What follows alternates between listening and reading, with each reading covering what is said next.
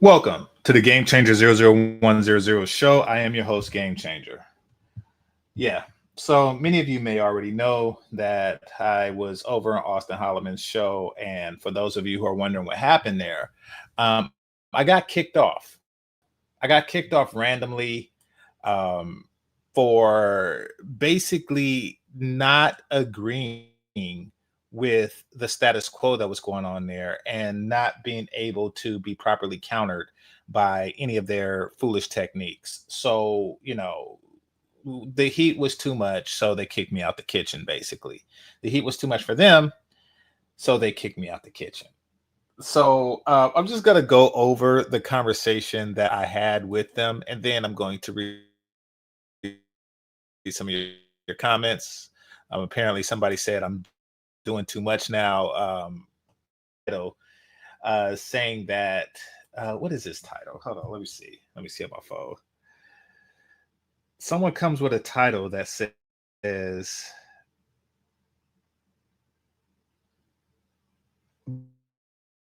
Black American men don't like affirmation.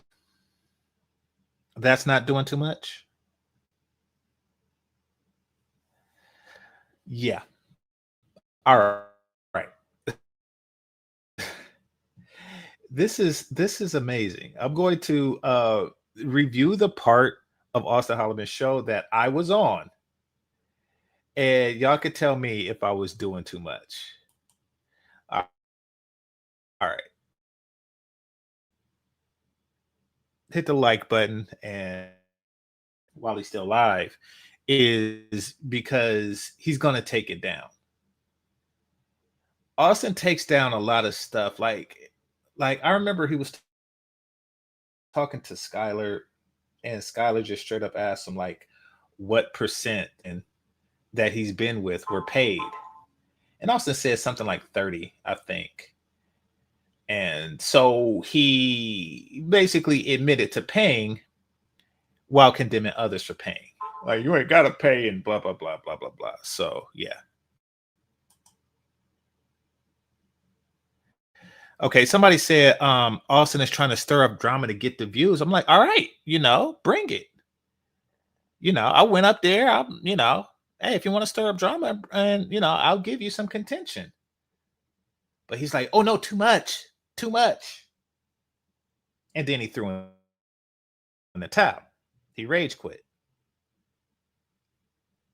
You know, he wants the tension, but he wants it to be someone that he can control, someone that he can intellectually best.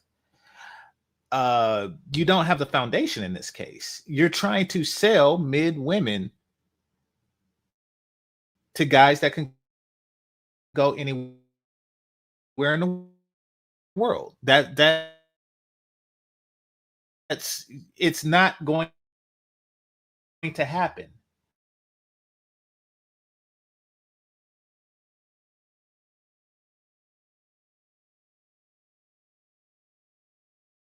Um, to men and telling women like, I think he was on like, hey, there are better women elsewhere. That is their existing path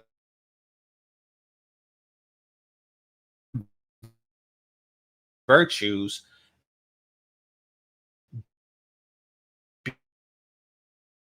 because there- there's no competition. That's a losing battle. That's a losing battle if I've ever seen one.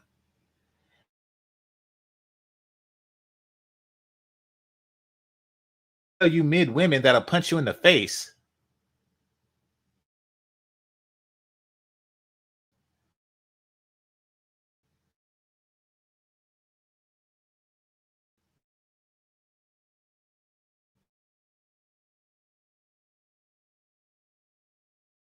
is a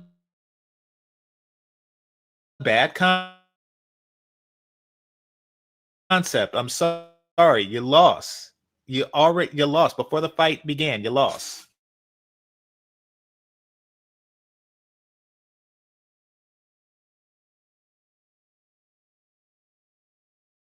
All right. But anyway, the show must go on.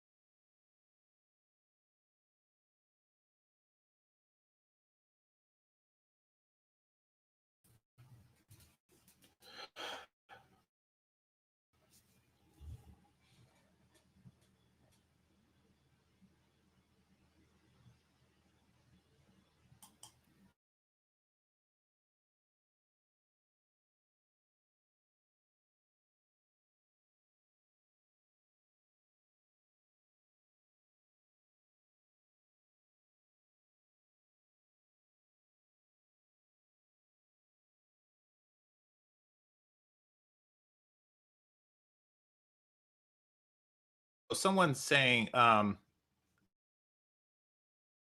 Kenya is not looking good at this moment. Um, yeah. So can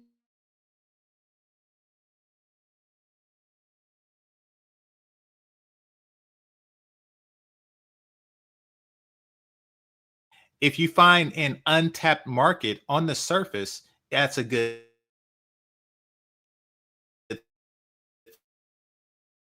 thing. Market of something. The problem with untapped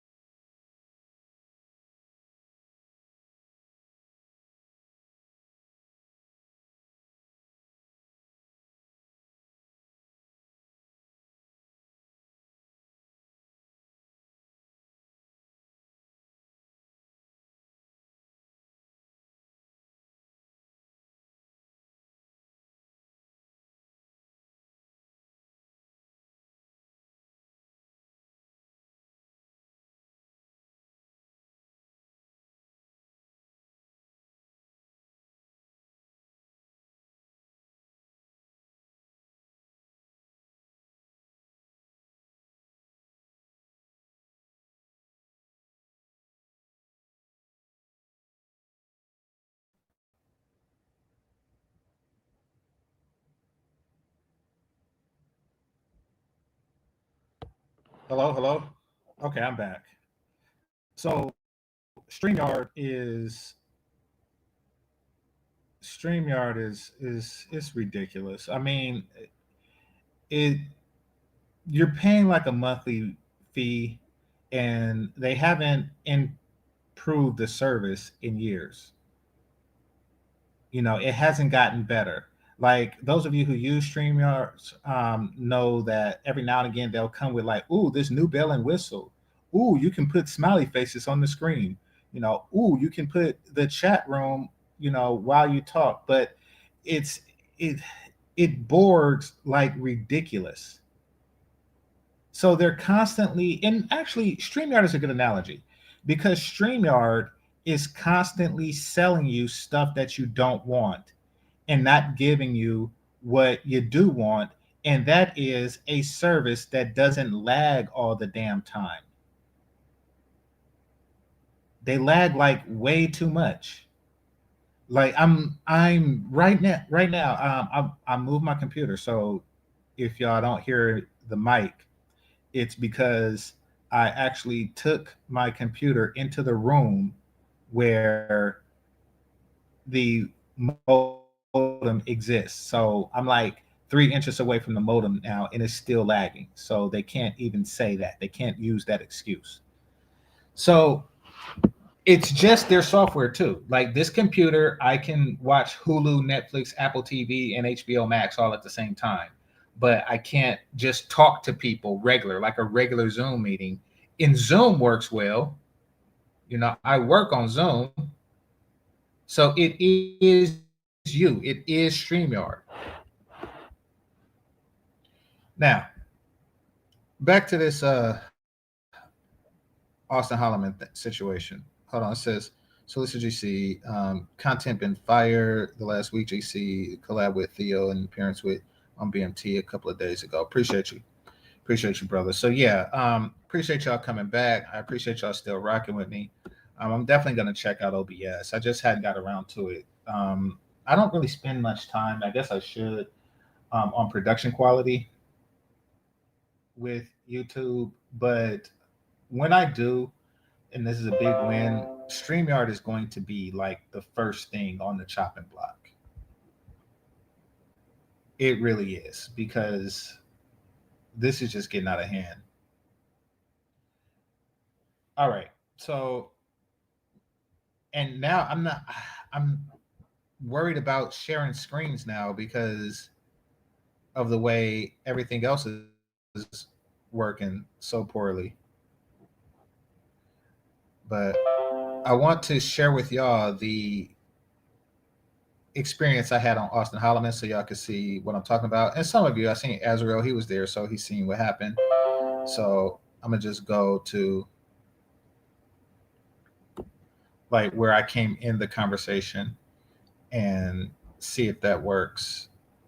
But I don't even have split screen on because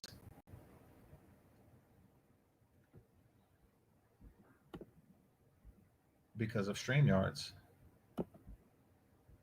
Because I had to like leave my desk to come right next to the modem just to get like a reasonably okay connection. All right, so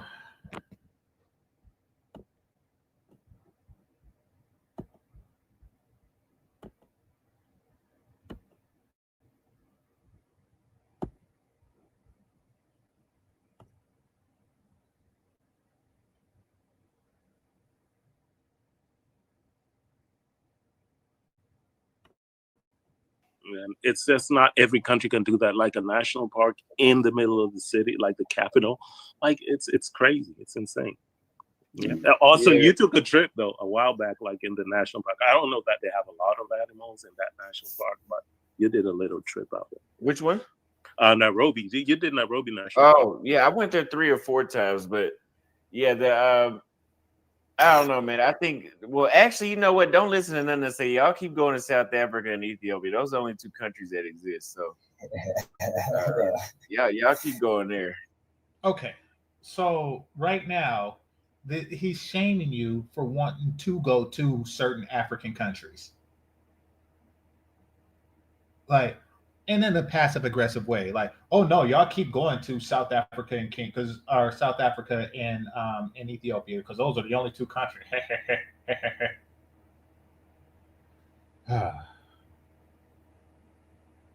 What he's doing is once again he's cornering the market. He can't corner the market on basic. Listen, the existence of the passport bros and just content creation around travel in general is saturated. People are going to sell you on the places with the most beautiful women. And that's an easy sell. So what he wants to do is he wants to find a market that nobody else is selling you on Kenya, and for good reason. And for good reason. But he's like, yeah, you shouldn't want the beautiful women of South Africa and Ethiopia, if y'all think that and blah, blah, blah. I know something that the rest of the world doesn't know. So he's constantly taking shots at other destinations. And then when somebody shoots at Kenya, he kicks him off his stage.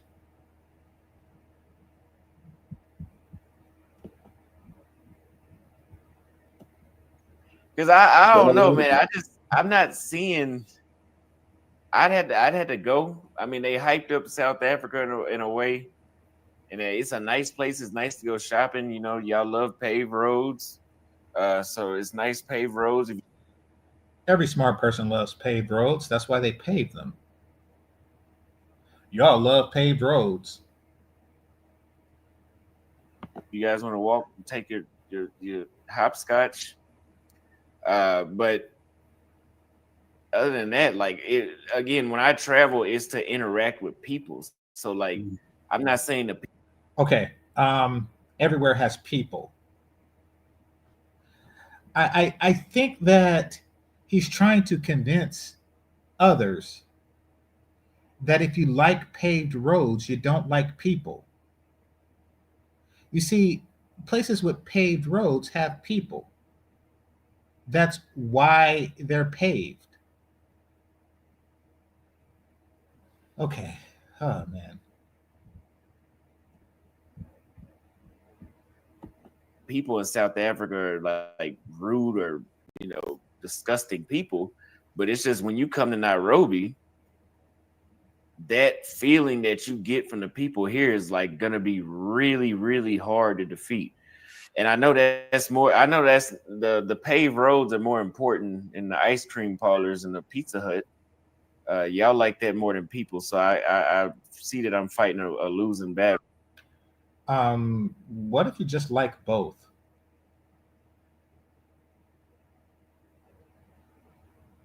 Like I like Pizza Hut and people. What if you just like both? I mean, is he trying to sell the concept that if you go to a place in the world where there's Pizza Hut, there's no people? Jesus. But I like people, so yeah. I'll wait on Nairobi to get to South Africa's point, and then actually probably by the time Nairobi gets to South Africa's amount of development, it'll probably be the same shit.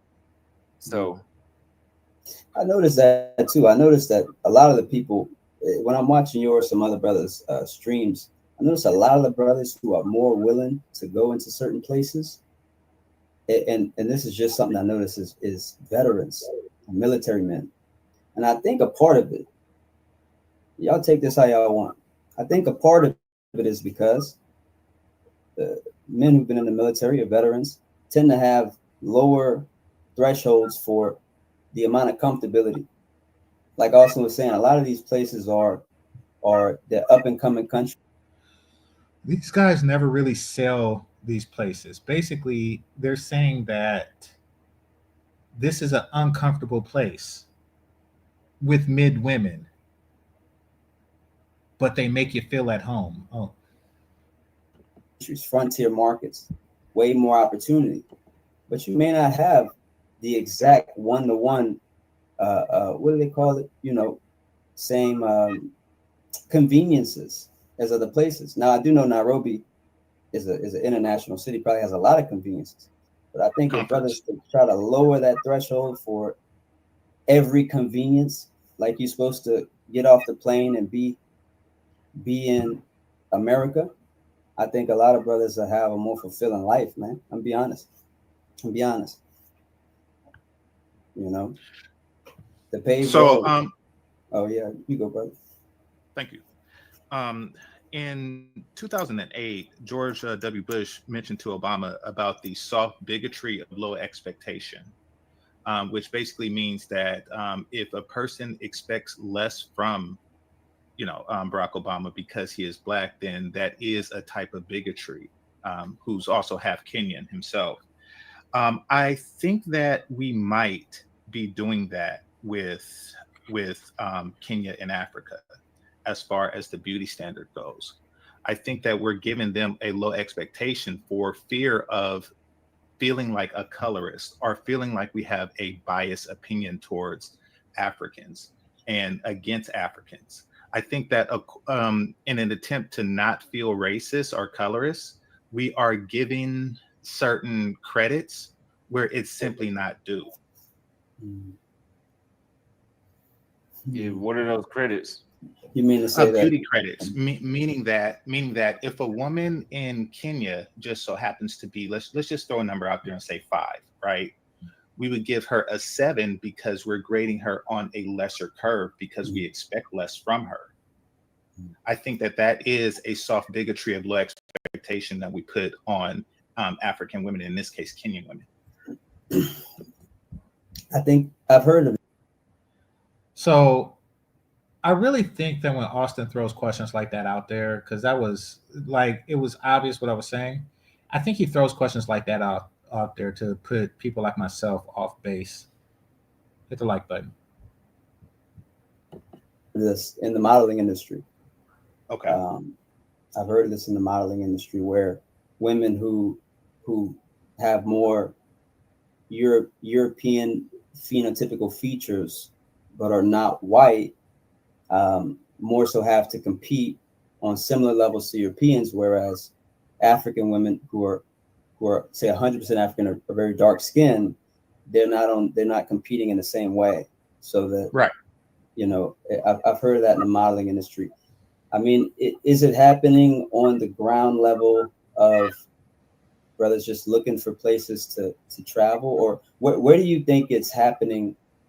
In that you brought the theory forward, where do you think it's happening the most? I think that it's happening the most in this particular conversation. I think that if a brother was to say that he's into a certain type of woman, then it's assumed that it's because he is biased towards that type of woman, whether she's light skinned or natural hair, et cetera, et cetera, et cetera. I think that in this conversation, because a brother is shamed for not being attracted to a certain type of woman, that means that what's given is an advantage to that particular type of woman. Mm-hmm. How do you speak directly a little bit? It sounds like you're like, so I have a very simple mind. So like big words. I'm glad you said it. I'm glad you said it. I don't feel I was using any particularly large words, but you said the simple mind thing. Words and like a bunch of too many words and big words, you'll lose me. Like, just say exactly what you're saying, because like you're speaking in analogies and like just say what you're saying. No, okay. So directly speaking, right? I think that we should not be shaming brothers for having certain taste and desires and expectations. Okay, see, I understand that. Good. Yeah, what you were saying a minute ago, it was like a damn poem. But I apologize. I do that a lot. Yeah. You. Did he say poem? Was I rhyming or something? Like, what? I don't know what he thinks a poem is.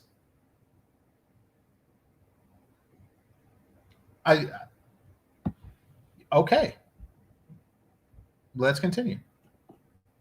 Get me lost, but so fuck it. I mean, like I said, if y'all don't want to date Africa, I just felt the need to bring it up because I just didn't. It was just annoying. Yeah, I mean, what Austin was originally saying was, you know, he's saying when I go to Kenya and I get around women who, you know, by his own standards are beautiful women, the in tune, the viewership goes down. Whereas if he goes to this other place, I think I agree. I've heard of what you're talking about, brother. But you know, I feel like that might be like the third rung on the ladder, where there's another rung that we don't necessarily have to talk about. But I feel we should know thyself. I feel that maybe the second rung might have to be a conversation around. I don't know if it's a self-hatred, because people, you know, we don't hate ourselves. He didn't understand a word I said. Self-hatred is a way to shame black men into liking something that they otherwise wouldn't like. Once again, you're setting a low bar. You're afraid to appear to be seen as self-hating. Like, oh no, I love black women. I don't care if she's fat. I don't care if she's loud. I love her because I love myself. Are you fat? No, but I'm black.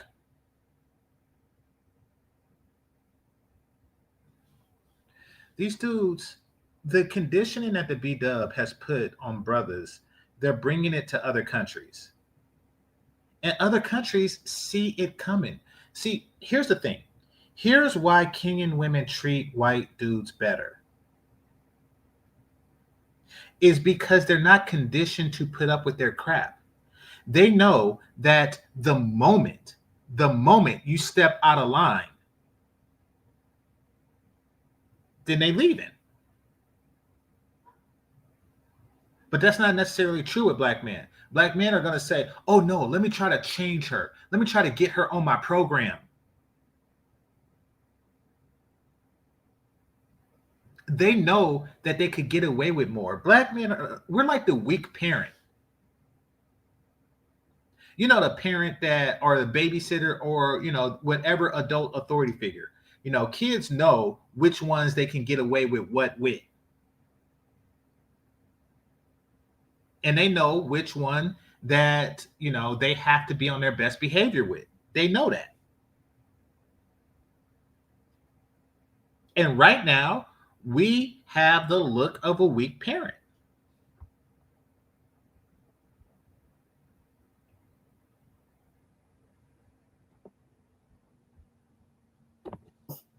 But we really feel that, we really internalize inferiority, you know.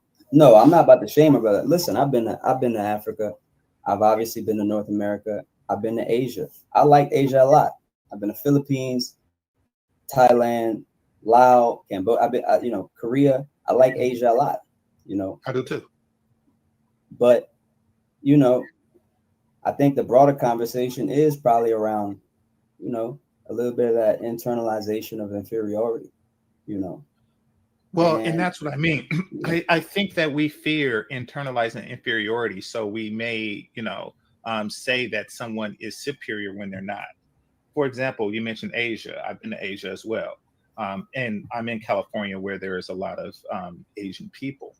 And I have to say that the rank and file Asian woman is not what I would consider beautiful.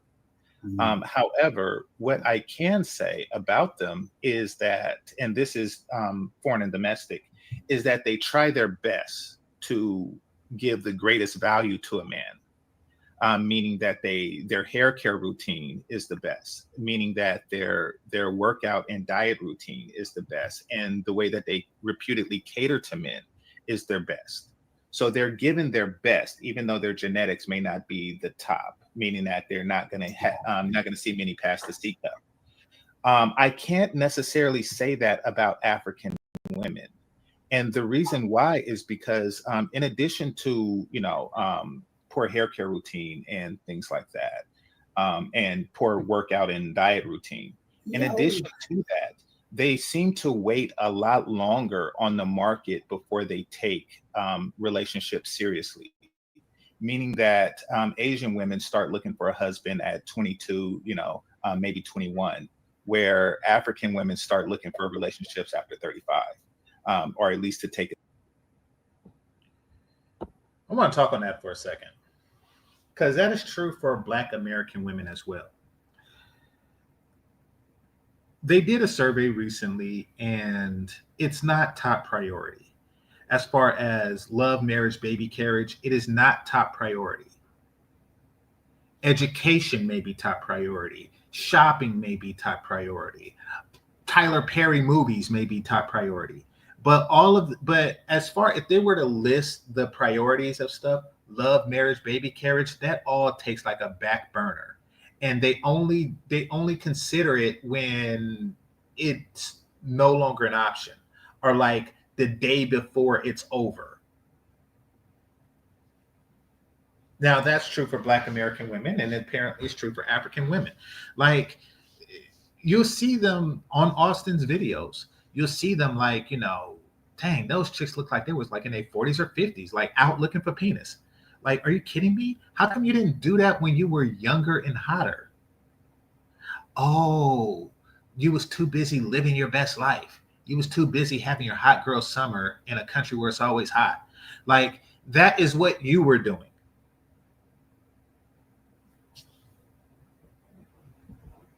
But white Asian girls and Latina girls, to a lesser extent, but still to a greater extent than Black women, they just look in the mirror and be like, oh my God, I'm 23 and I'm single. I got to do something about this. And that's when they make the change and they actually date with intention. Y'all ever see like a Black woman in her mid-30s talking about, oh no, I'm dating with intention now. It's like, what were you dating with in the past 15 years?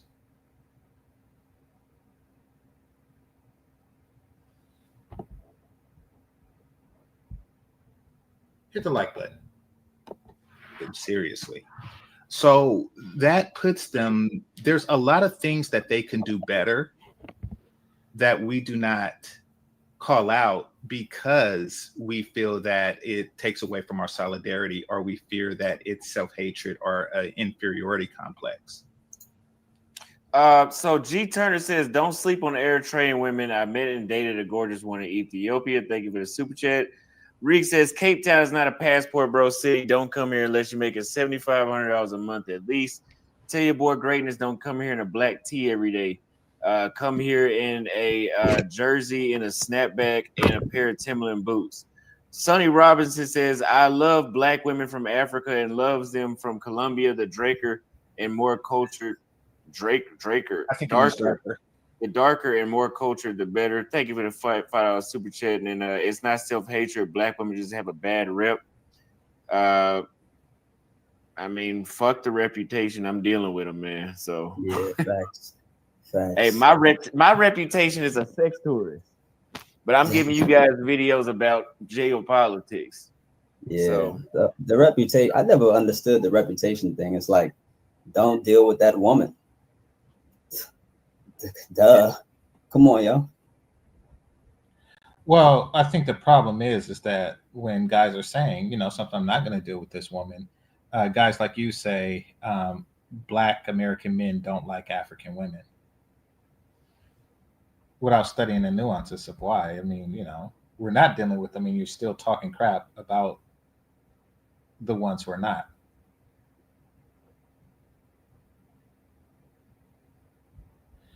Okay, this is an interesting question. I'm going to talk about this. It says, why do dudes act like you have to like Black women?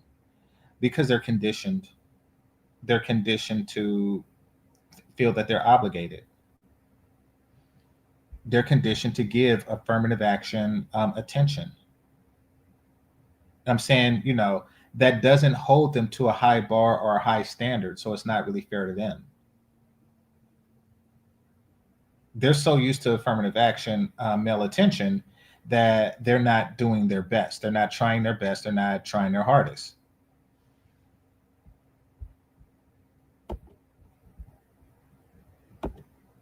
I don't understand that. Like, okay, so what that mean, that you got to deal with the woman with that reputation? maybe if you don't have options, maybe you feel like that's so true. Maybe you feel like this whole reputation story is so ingrained and written in stone because this isn't making this is all you can attract. I don't know.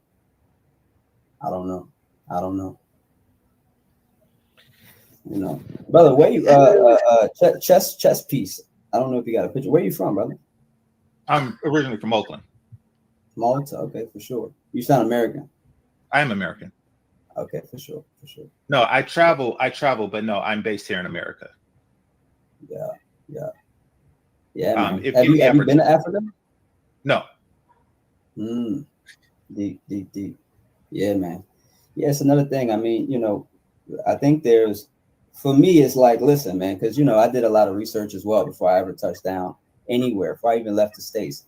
I think there's like what you research and kind of what you get from, you know, the medias and all the statistics and this, that. And then I think there's on the ground, like I think there's on the ground. A lot of brothers talk about the, what's it called?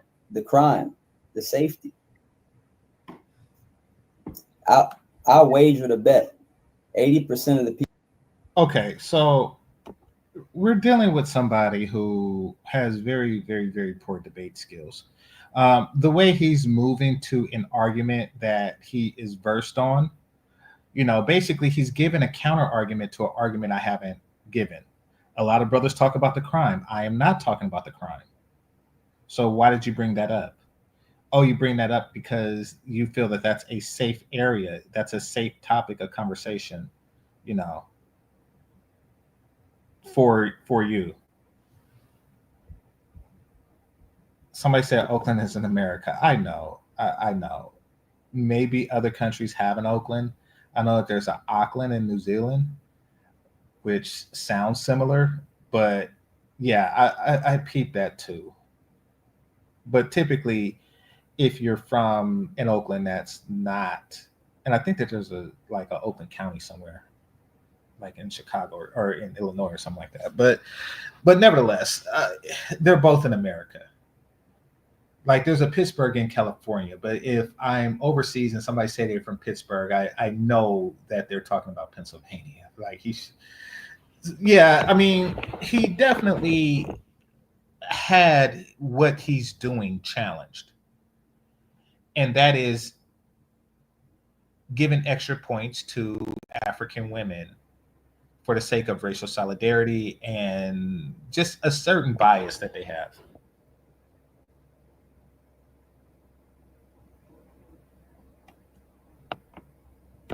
People on this live stream are not from Whitesville, Utah. Most y'all from the cities in Texas, the cities in Florida, the cities in Alabama, the cities in y'all from California, or y'all like me from New Orleans. Most of our cities have high crime rates. Period. Why is he talking about the crime So rate? if you already know how to move in your city, you should have. I mean, come on, y'all.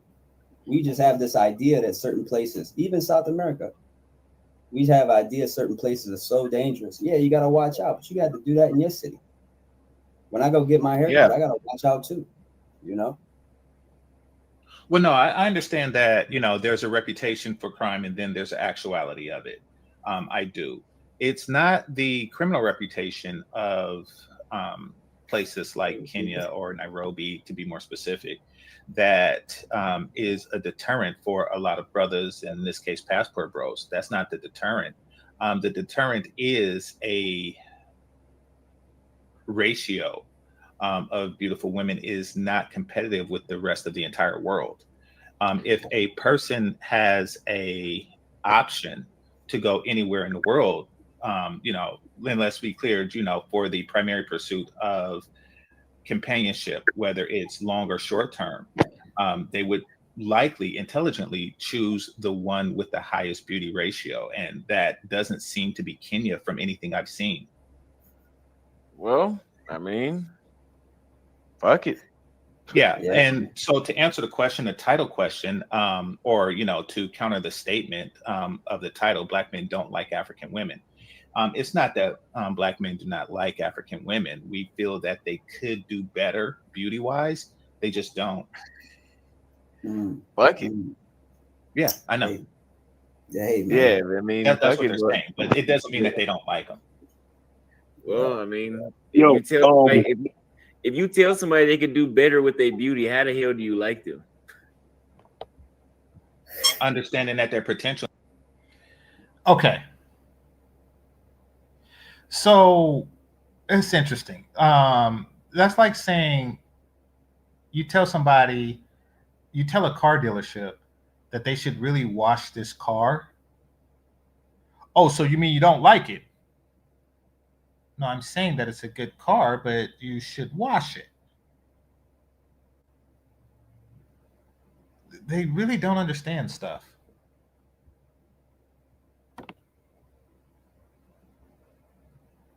Somebody says goofy argument. It's about to get worse because that guy, James, the guy that groomed Austin, he's about to come up and he's about to be all over the place.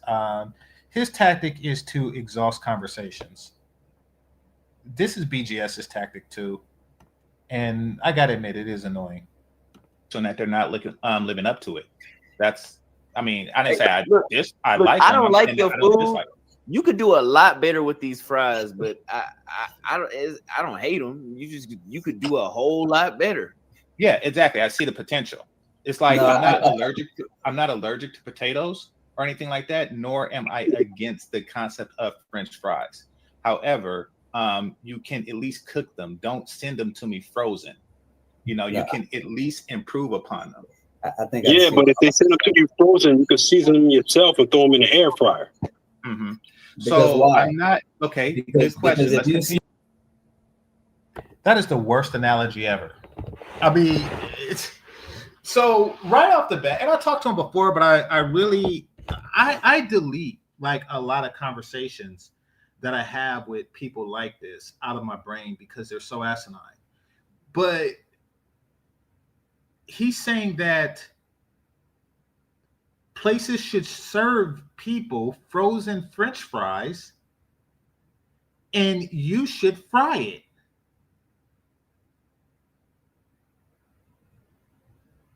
What? And that's a good thing.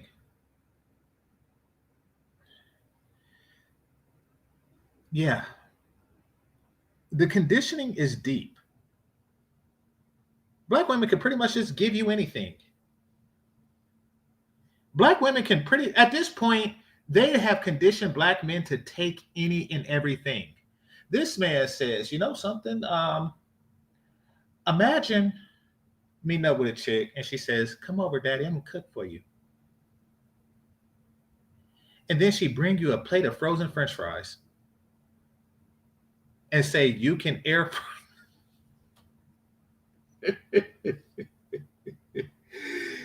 You can air fry them and you can season them. Like, wouldn't you rather go to a restaurant where the fries are actually cooked? What in the world is...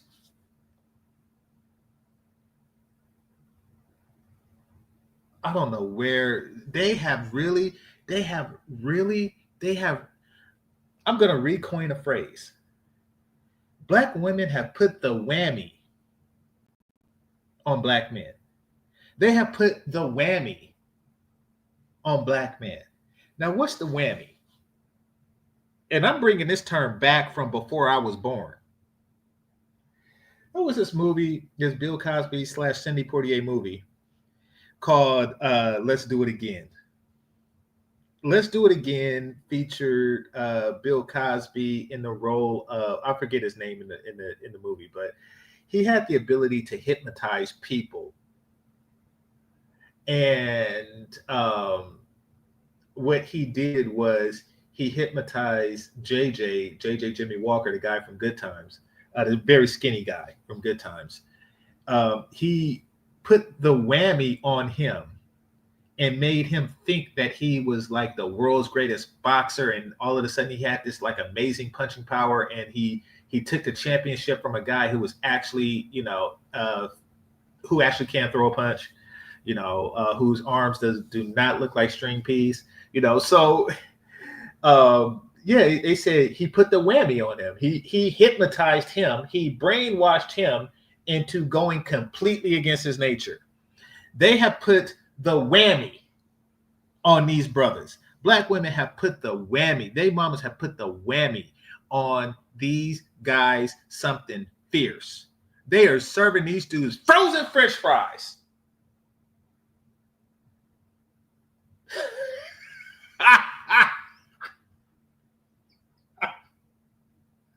Holy crap.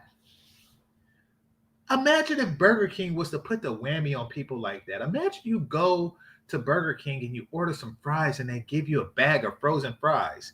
And instead of saying, let me speak to your supervisor, or I'm not coming to this Burger King again, your response is you take them home and you air fry them.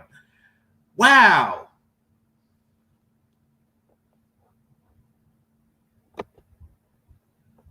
And he said it with conviction. He said it with his chest out too.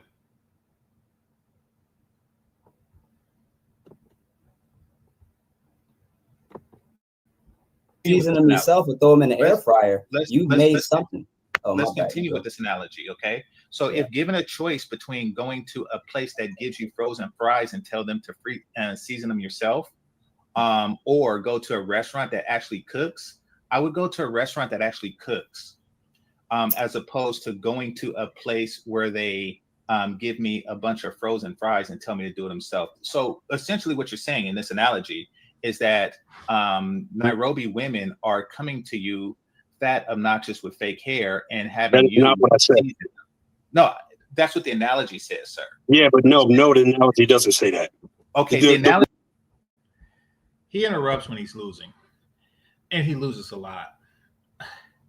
But basically, the analogy is clearly stating that they're coming to you needing work. That is what the analogy is saying. In this analogy, Nairobi women are the frozen French fries. And my addition to the analogy is that women from certain other parts of the world are already cooked, golden, salted, with just the right amount of ketchup and steak sauce.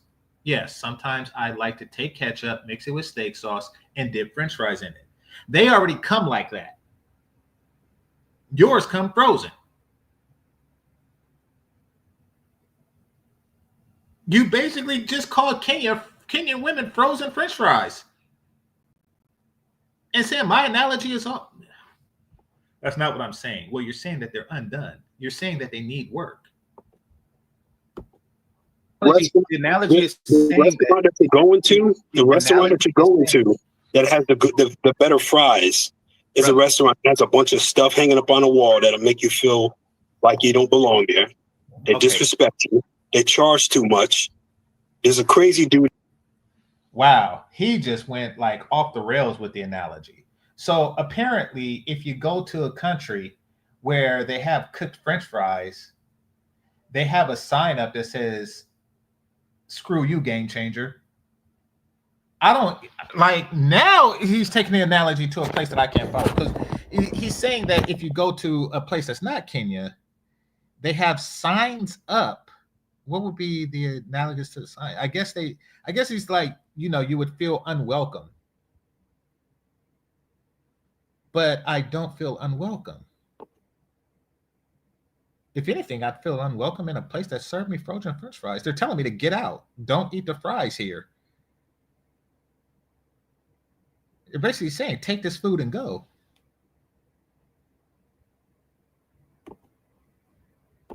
Out there that's probably thinking about busting you in your mouth because he don't like the way you was looking at him when you came into it. I can go on and on. No, you get what I'm saying now? No. Okay, brother. What you just said, as far as you can put them in the air fryer and season your own fries, is essentially saying that these African women are coming to you ill perfect. They're coming to you needing work, and you have to put work into them. What women you don't put work into? Yeah, facts. Some requires less than others.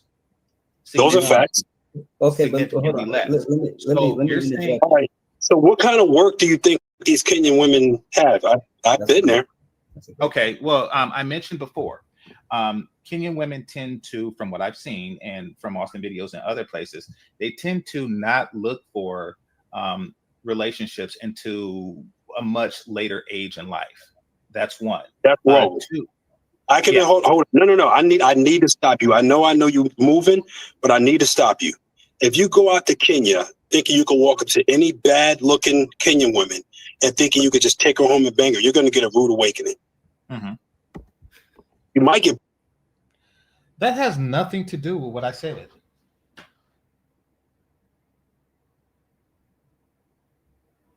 That has nothing to do with what I said. I just said that Kenyan women tend to wait until later in life before they take relationships seriously, meaning that you get an older model. It's kind of like having a car dealership that waits 10 years before they start selling cars.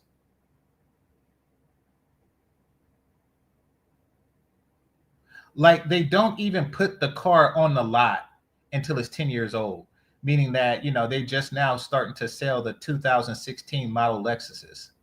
And you're looking like, why don't I just go to the dealership that sells the new models when they come out, like a normal person? It's weird. And then he's just like completely off topic.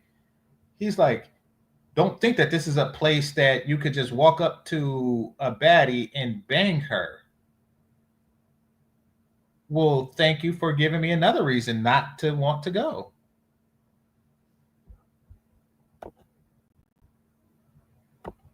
Punch in the face. Yeah. Okay. Well, then he says, if you walk up to the wrong woman and you try to sleep with her, you could get punched in the face.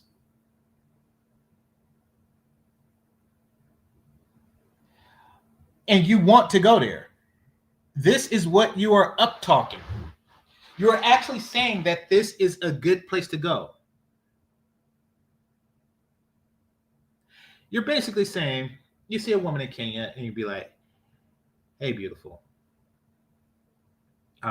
You know something? I wish I had a lot of time to get to know you on this trip, but unfortunately, this is my last night in town. I would like to make it enjoyable, and I will hope that you give me a very good reason to come back on my next vacation. And she punched you in the face.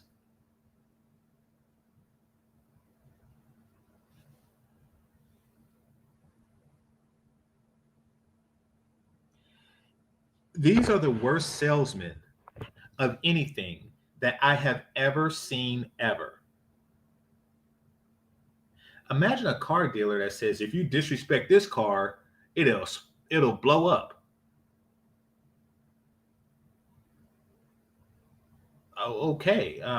Thanks for the warning. If you drive past the speed limit here, this is not a selling point. Basically, it's like one false move and you get punched in the face. Now, remember when Austin was saying that American women are too aggressive and too masculine? You don't get much more aggressive and masculine than punching people in the face, punching dudes in the face.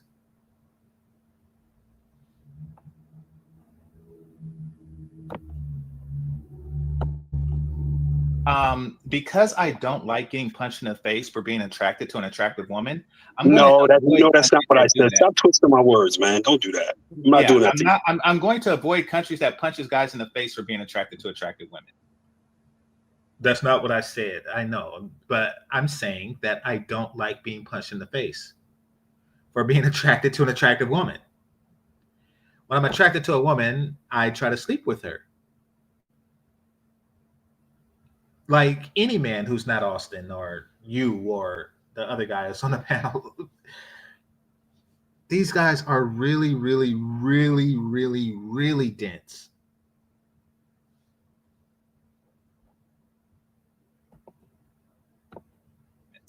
No. That's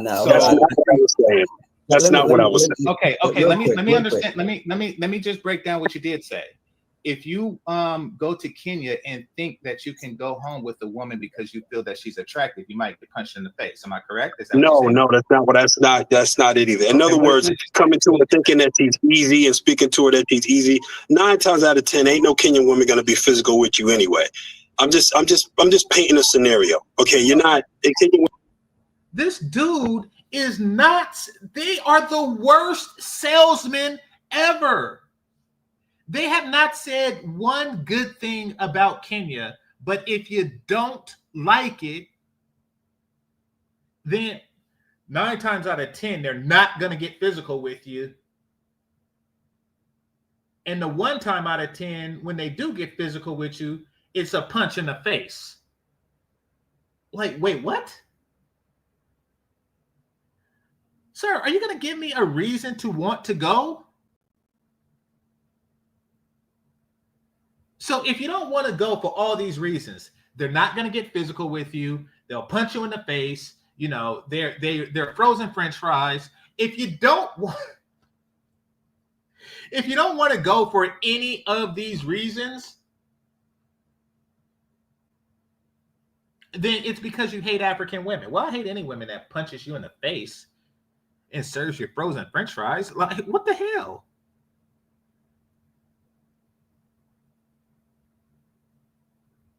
Oh, dang, this is brutal. Remember when Austin complained about American women making you jump through hoops?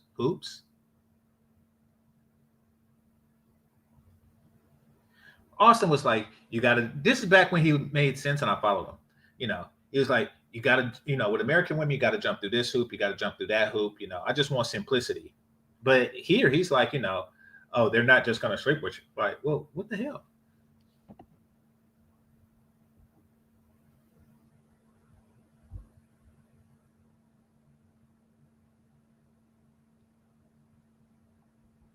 Hold on, I'm reading the comments. Somebody said, so I've heard there was a guy trying to debate GC the other day on BMTs. Yeah. Folks kept asking him why they don't like American black men, but let white men run trains on Kenya Keisha. I'm going to tell you why. They understand that black men and black American men are conditioned to put up with their shit. Therefore, they're more comfortable in dishing it out.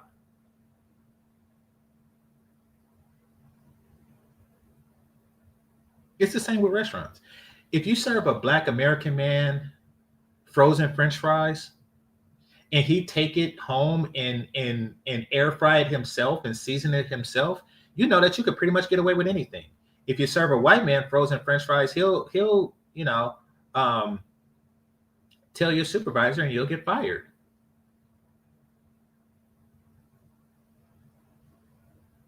He'll call the health board on you. He don't put up with their crap, so they don't dish out any crap.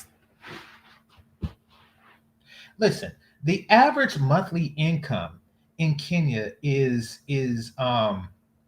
like $210. So if you go there and you're making, let's just say $4,000 or $5,000, right? The average American income. Then you are making, what is that, like 20 times? You're making 20 times what the men they are used to are making. They're not going to pass down that opportunity. And I'm talking about the white guys here. They're not going to pass down that opportunity, and yes, they will let you run a train on them for that opportunity.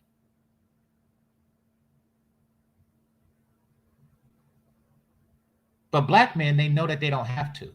They know that they could still disrespect you and get away with it. And that's because of dudes like this. Women don't be they're not like Keisha. You ain't going to find too much of that over there. But some of them, if you really get out of line, they might. But that's exactly what you should do. Well, brother, it's basically what I'm trying to tell you is many of them don't do that. You would get rejected, and you would get rejected pretty hard. All right, and they talk, so it means like that's the guy.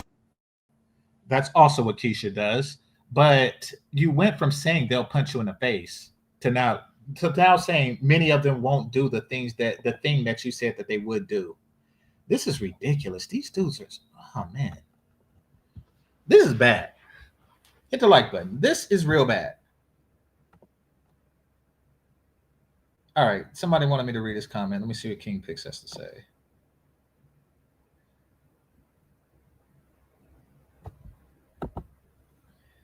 Africans have resentment for Black American men, but if you are a white American male, you can have a bank account in the negatives, and they will cook and clean for you. Trust me. It is because they can get away with it. It's because they can get away with it. Remember when Austin was in Thailand and the only fat Asian woman in Thailand mushed his face? Now, it's not like she would do that to a white dude. And she is a host, so she does have like white clients when she's not with Austin, So it's not like she would do that with a white dude. Other countries of women see how Black American women get away with disrespecting us. And they think that they could follow suit. Which is why you have to put the dick down quick. You have to say immediately, don't ever put your hand in my face.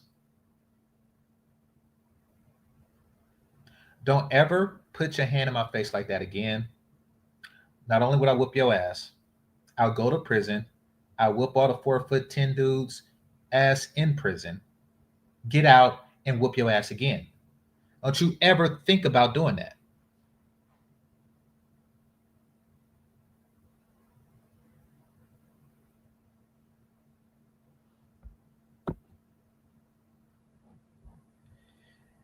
If you're talking about Kate, she said she's from the Bay. She probably is and got thrown back into the ocean. We don't have space for bras like that here.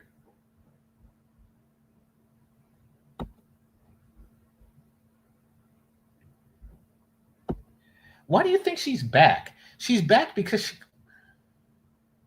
yeah.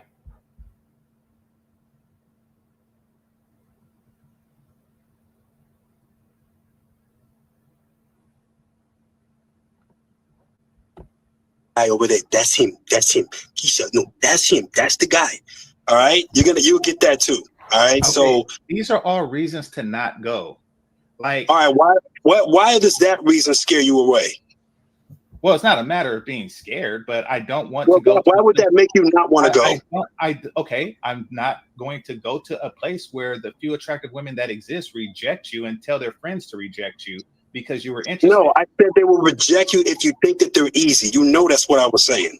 Okay. I don't want to go to a place where women believe that they can read your mind, reject you, and then tell their friends to reject you. You would have to speak to them as if dude, stop.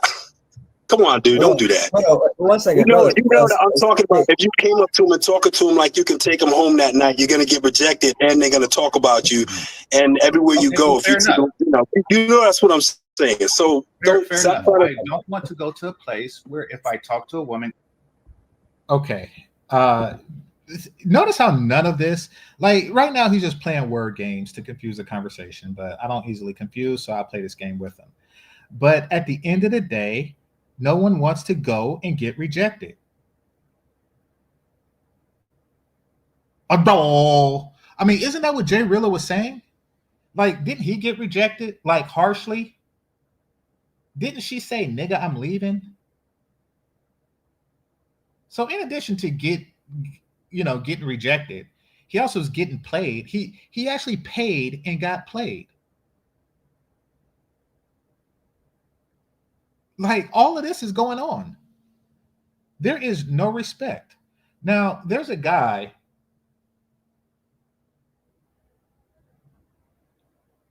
I'm trying to think of the name of the porn series that he does. I think it's called like African Sex Tours or something like that. And I watched it, and he be banging these baddies out in Africa. Now, of course, he pays them, but so did Jay Rillo. So white man pays, he gets a baddie, and she's cooperative, and she's on camera without a mask on. And she goes through the whole acting routine. You know, like, okay, I want you to pretend to, like you're interviewing to be a model, and then it ends with my penis in your mouth. Like, you know, there's a level of cooperation from a person that you're paying that he is getting that Jay Rillo didn't get.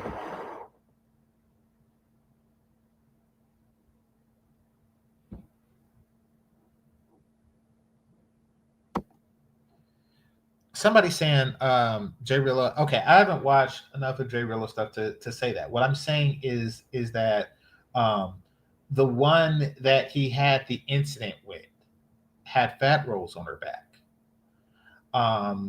You know, she needs to work out, but that's the whole frozen French fry thing.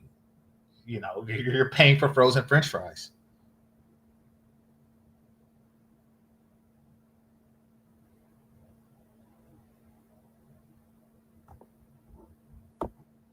As if I can take her home that night because I have confidence in myself to do so, then I'll get punched in the face or rejected harshly. He's still going back to the. Nah, but you being disingenuous. Right. Man, brother, what's your name? I don't see your name on here. So Yeah, my name is GameChanger, GC for short. GameChanger, and brother to the bottom left. What's your name, brother? James. James, peace. Leroy, nice to meet y'all, brother. Yeah, I don't see your name, but I think the conversation is like, okay, here's the thing, GameChanger. It's like, I think you're being a little disingenuous. One of the reasons being that, you know, I think it's a little bit of a troll, but I do feel like you believe what you're saying. A lot of the things James is saying, he's giving you, you know, well, if you handle something like this, this might happen to you, and then you turn around like, oh well, then that's what that country's about. Oh well, Kenyan women punch you in the face? No. If you would have had any country, he just said Kenyan women will punch you in the face if you come at them wrong. Under no circumstances a punch in the face is a good thing. If they determine that you are disrespectful, you can get punched in the face or talked about, you know, it's these dudes want a challenge just so they can. It's funny because they leave America because it's too challenging and go to a country where it's a challenge for what? See, I prefer places where women are challenging themselves to be worthy of me because I'm not an idiot.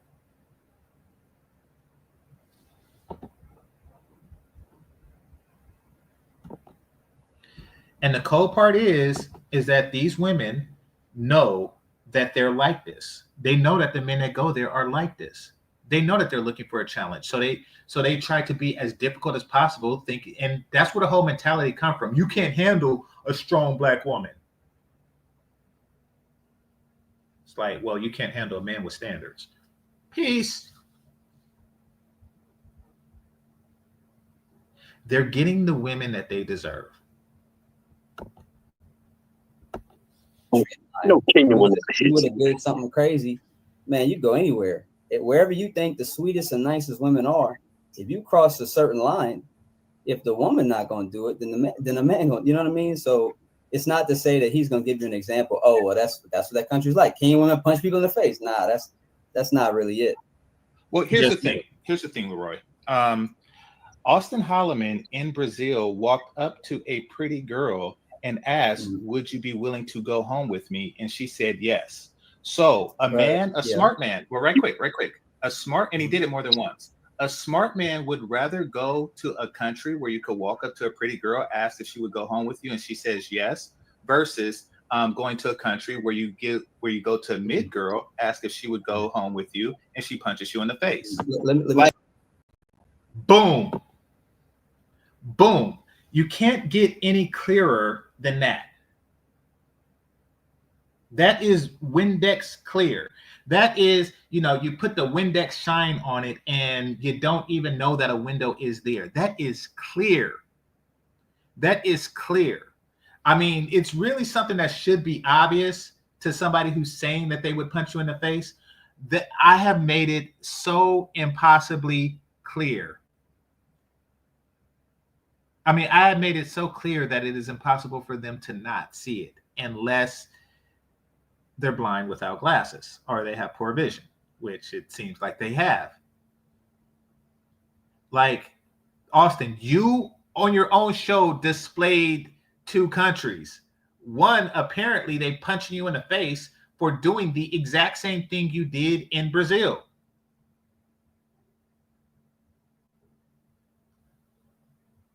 Wow.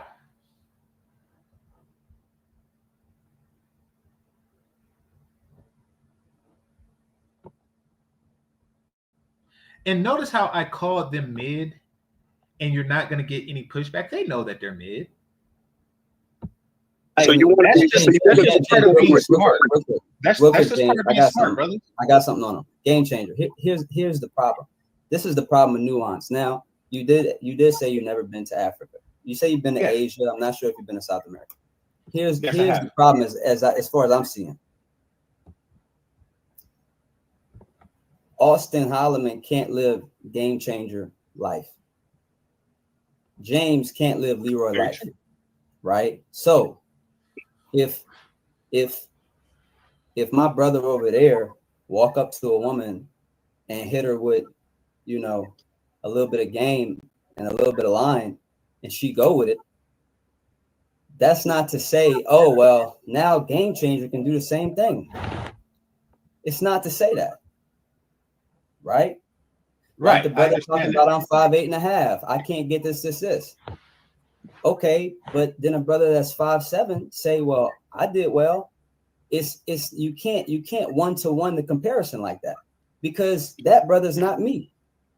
No, I understand shorter and do better. So for instance.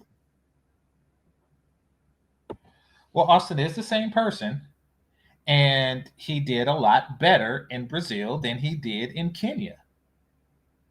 Now, he left Brazil because the preference because the presumed preference for white men that they have there, but it's not like, Kenyan women don't prefer white men, right? Right? I mean, this is ridiculous, this whole conversation.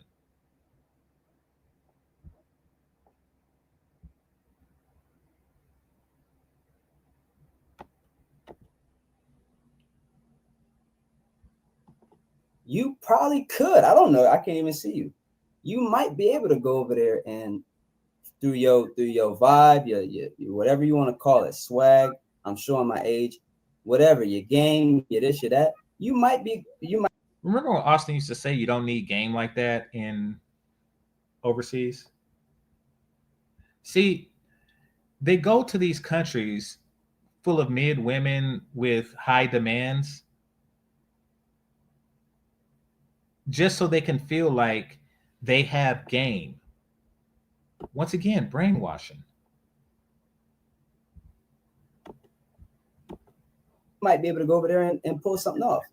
But to say, oh, well, because I saw Austin Hollowman do it in South America, but I didn't see him do it in Kenya. Therefore, that it doesn't apply to you or anybody else watching. Unless I understand that, but it does seem like it don't apply. Well, no, what I'm saying, brother. Let me interject really quick, saying, Game Changer. Let me interject really quick. Inspired Truth Broadcast is called a straw argument. It's called a straw man argument. It's a rhetorical device, Game Changer. And Gavin Turner said $5 on Cash App. He says, "For you know how to stir the pot of controversy." Yes, I do. Thank you for the $5 on Cash App. That's my job, man. And I put the link in the chat. He said, if you've never been to Africa, Your opinion is invalid. Tell James the Wi-Fi head is not Halloween yet. Take off the costume is basically what he's saying. I'm working out, you little bitch. Crazy. Fuck y'all. I love this shit, man. So you can sweat as hard as you want in this, man. You never feel nothing. You know, so game changer. Here's the thing. You talk about Kenyan women and broadly African women can do more. I think what James was trying to say, James, correct me if I'm wrong, is like, it's like this, man. If I go to Nigeria, let's say I go to Igbo land, and I try the Egusi, and I say, yeah, this could be way better. It's like, no, I'm not recognizing the potential of the Egusi. I have a whole different dish in my head. I have a whole different dish in my head, and now I'm saying, man, look, y'all, this Egusi should be Oha. This Egusi should be soul food. No. Now, somebody said I had a lot of patience. I'm gonna be honest. The reason why it appears that way is because I tune stuff like this out. And that is a skill that I developed working in tech support for years and volunteering with children for quite some time. You know, there is a lot that I tune out. Kids will do stuff.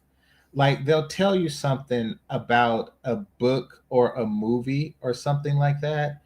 And that you don't really want to know about, and because they're children, they convolute a lot of what happened. Like they'll tell a story about a movie that the two of you have just seen together, but they got it completely wrong, and that's part of having a not fully developed mind yet.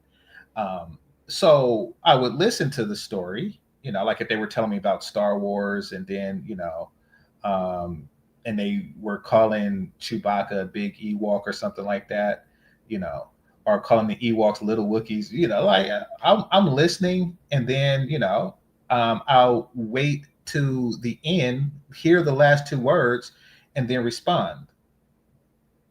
And that's how I handle these guys the same way, you know, because their mind isn't in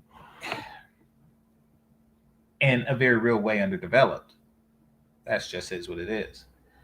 So yeah, because he comes out of nowhere with this whole, with whatever he was saying. I even forgot now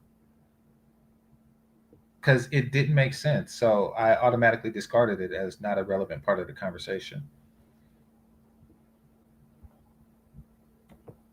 Now, because I'm gonna line up here. The difference is, you want your life to be, oh, I just want to walk up to ready-made women. A woman can be ready-made in herself, bro, but when you get with a woman, a part of your responsibility, as far as I understand it, the masculine responsibility is, you do sort of take that woman in, and, you know, you start to teach her not about life, not about the life she lived, but you start to teach her about your program. You see what I'm saying? But if you're not one who's prepared to stand on your program, then, oh, well, I just need to find a woman who already fits what I think my program might be. No. That might have been a different woman before I met her, but I got a program straight. Now, if you, by the way, these guys, I got a program. Austin, show me the Kenyan women that fulfilled your program. This is just maddening. This is just maddening. And y'all see why I tune out crap like this. It's up to you to have a program. Okay.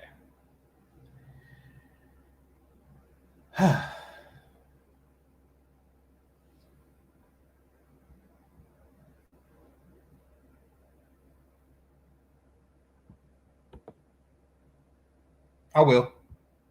And I seen you, brother. If I meet you and I deal with you and X, Y, Z. Describe this program, please. What you mean? The way? Okay, fair enough. the way that my bad, I ain't mean to say what you mean, that New Orleans coming at me, my bad. What I'm saying is this, describe program. I have a certain way. Describe your program. Okay, I have a certain way that I want for our communication to occur. Mhm. I have a certain way I like for our, the way that we respond to each other in public and private, the certain types of things we do. And so, for instance, you might be 95% good for me, but watch this. If in a conversation about an issue we have, let's say you raise your voice above a certain octave, but that's not a part of my program, period. Mm-hmm. And so now it's time for me to put my program forward. If you don't feel that, then this is not a democracy. It's not a democracy. That's how I. All right, now he's trying to talk Big Willie. Listen, if you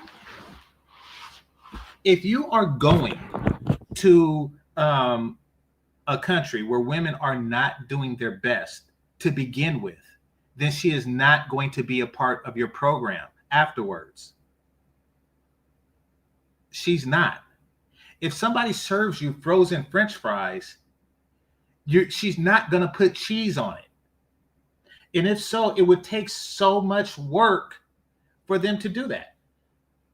Like if somebody gave you some well-cooked golden fries already, then it's not a huge stretch to say, actually, could you put American and cheddar cheese on it?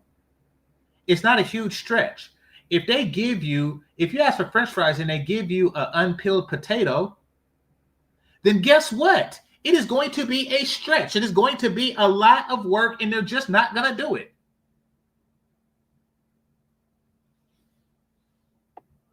These guys make no sense.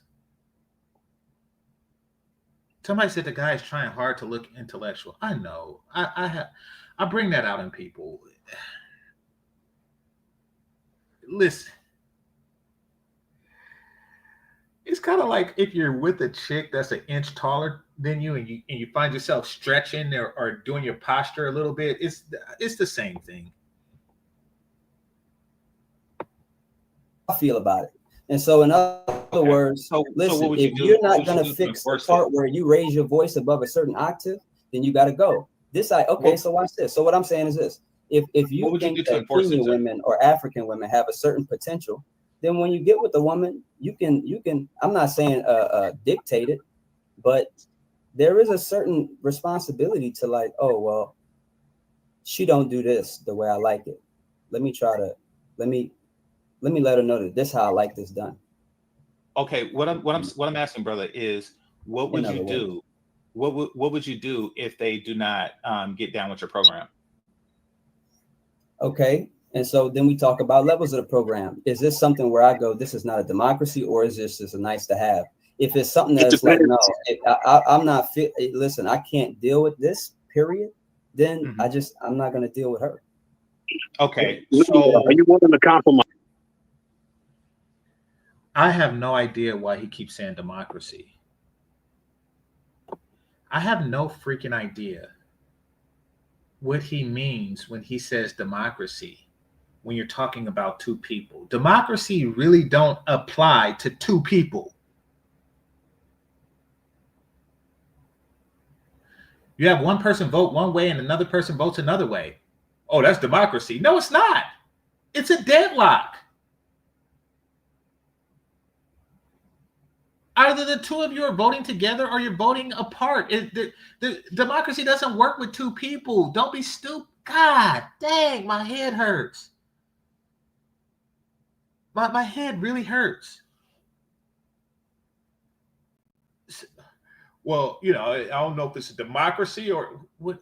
How does a democracy work with two people?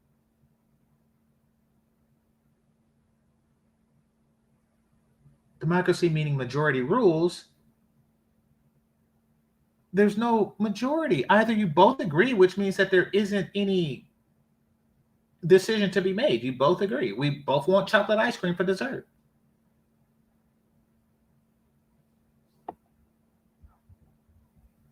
Yeah, and Charlie has it right. He says, Yes, he's trying to look intelligent. Sure sign of a woman.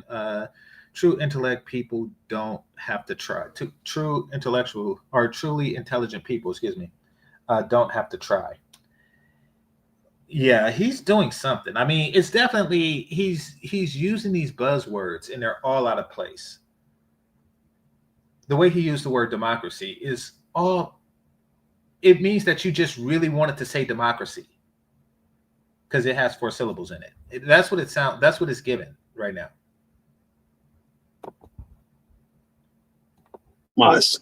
Well, right Some quick, things, quick, right? James. Some things Let me I say am, this. some things Let I'm me not. say Sorry this. about that, game changer. I interrupted you. What you Yeah, said? no worries. So you're talking about deal breakers. There are women who have physical deal breakers, and there are places in this world that has a higher concentration of women with physical deal breakers. And I think that Kenya is one of those places. So why would you even suggest that a person get with a woman when they already come off with the deal breakers? I don't get that. But you don't know that. And I would say the No, only reason I would say that you may say not your know deal that is breaker. because you Well, right haven't quick, been brother. Say your deal breaker is fat, right? Because that's my deal breaker. Mm-hmm. Okay. Say your deal breaker is fat. Why would you get with a woman who already has a deal breaker thinking that she's going to work out and lose the weight for you? I won't. I just find a woman who's not. Exactly. So why not go to a place where it's easier to find a woman who's not? But what makes you think it's not easy? Here's I think the question. What makes you think? And you say I've researched, and that's really what I'm asking towards. What makes you think that it's this the difference in ease in terms of finding a suitable, relay is not there in Kenya. Only reason I'm asking that because you've never been to Kenya.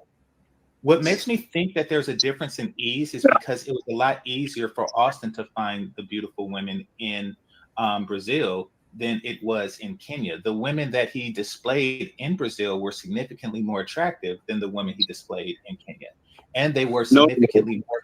And they weren't. Yes, they were.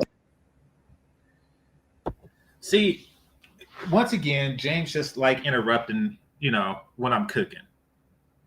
He just likes interrupting when I'm cooking. The women in Brazil were significantly hotter than the women in Kenya. No, they weren't. Okay. I mean, sometimes you can tell when somebody's just saying something to say it. That is the most obvious statement ever.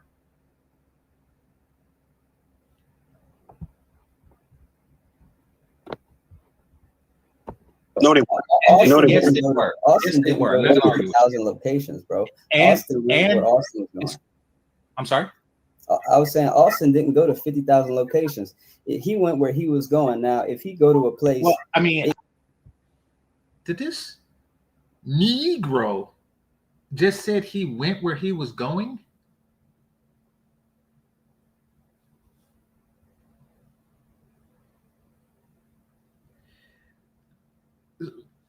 So I'm going to ignore the fact. I'm going to clean up what he said because he's mixing past and future tense. When you say he went where he was going. Well, he did say was. Everybody went where they was going. Like I was going to Boston and I went to Boston. He didn't go to 50,000 places. That means nothing at all. That is a nothing statement. I mean, was I making an argument that Austin went to 50,000 places?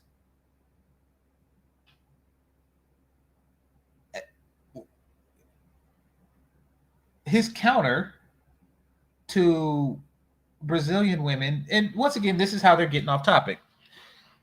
Brazilian women had a higher concentration of more attractive women than Kenya, and Austin proved it in his own sampling of both populations His response to that is he went where he was going. That doesn't make any freaking sense.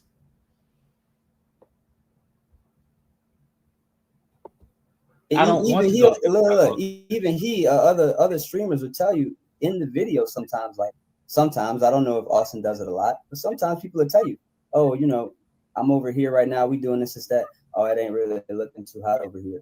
Bro, it's millions of people in any given country. Yeah, I understand. I understand. There's millions of women in America, but we know what they are like. So what does that have to do with anything? There's millions of people in other countries. If I eat an Arby's hamburger and I know it tastes like crap, because Arby's tastes like crap and you're a crap human being, get off my channel.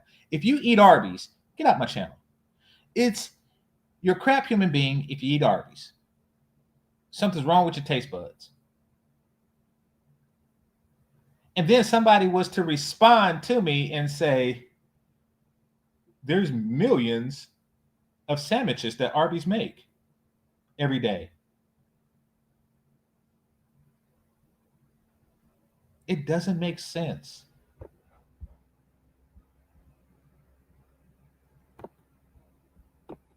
From what I have gathered, no one has really said anything about a high concentration of available beauties in Kenya, which is what I and many other men seek, and intelligently so.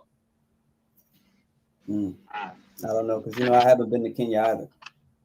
So there's that. No, Hey, GameChanger, I got a question for you.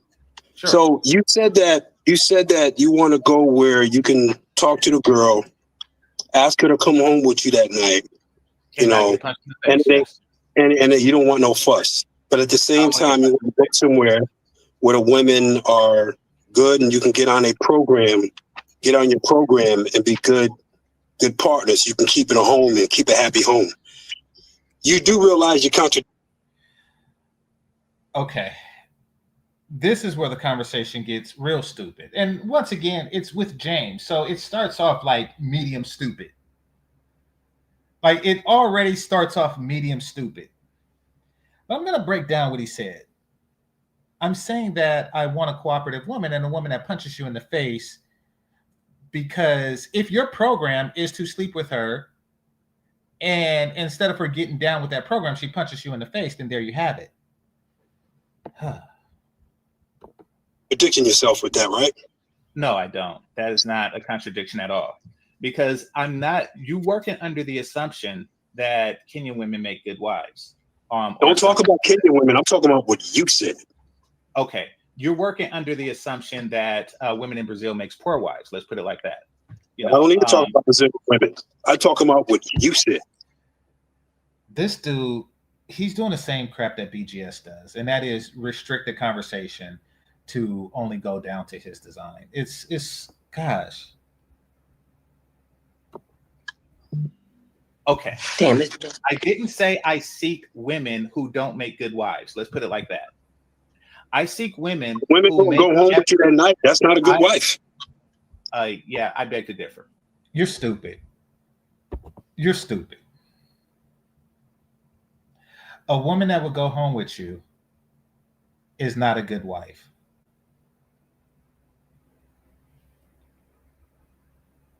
A woman that'll punch you in the face, now that's a good wife. You see the brainwashing these Black American women? So if you're wondering why they go home with white dudes and they don't go home with brothers, because brothers think that being a challenge is a good thing. That's why they are constantly challenging you. Because they see your stupidity. Well, why does she treat Whitey this way and he treats me this way? Because of the way you respond.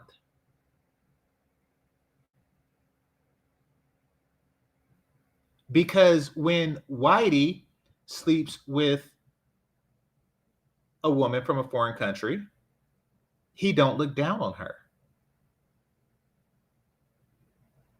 You do, because you're stupid like that. And you wonder why, oh, well, why are they sleeping with white dude after the first night, but they make me work for it? Because you have made it clear that you like working for it, because you're stupid.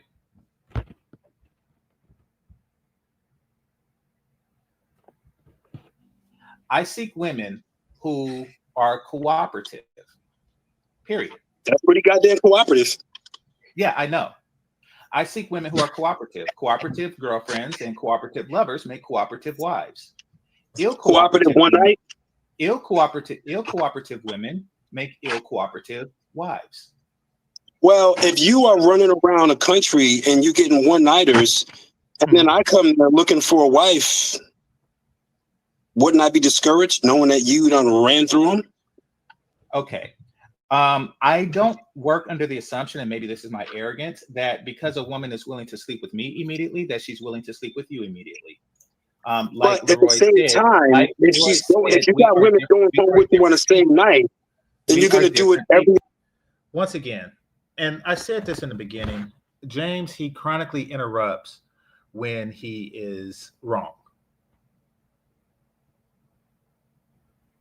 Because he works under the assumption this is his low self-esteem, and you could tell with these guys who do way too much as far as their body goes.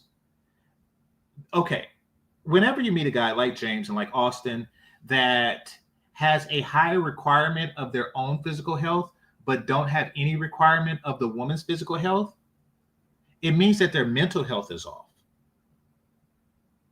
It means that they are seeking validation. You know, it's like, dude, you spend like 20 hours a week in the gym and you get with a chick that's 20 pounds overweight. You obviously are overcompensating for something that you are lacking or that you feel that you are lacking. And you prove that when you were saying that, you know, if a woman sleeps with me immediately, it's not because she likes me. It's because she likes sleeping around. The only women that are willing to sleep with me are sluts.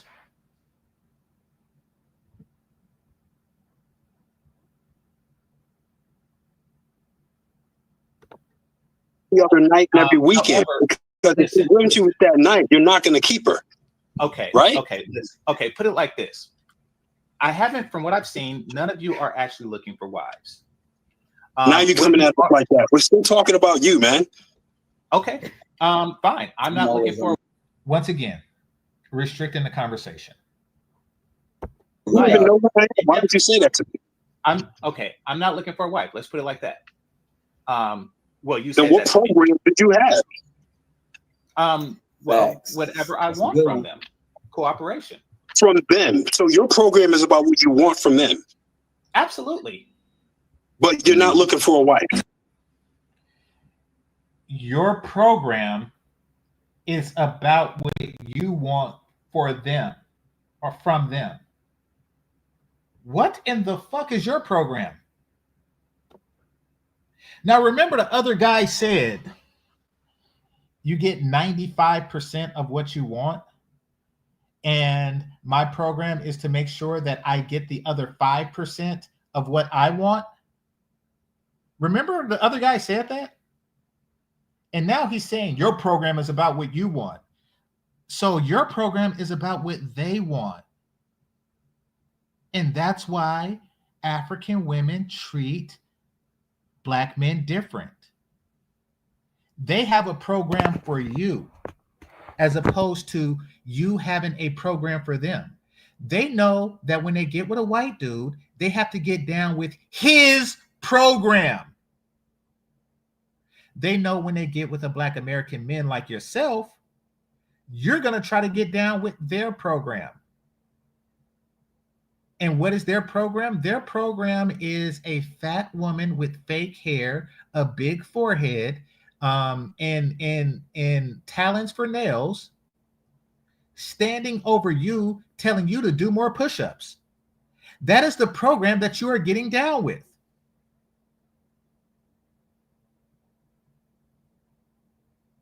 You wonder why they're treating, Mr. Clean's why they're treating Mr. Clean different. It's because you're different. They have a program, and sometimes their program includes gangbang. Sometimes their program includes bukkake. Sometimes their program includes whips and chains. Sometimes that program includes anal. Sometimes they get down with their program while you are trying to get down with Kenyan programs. Just stupid.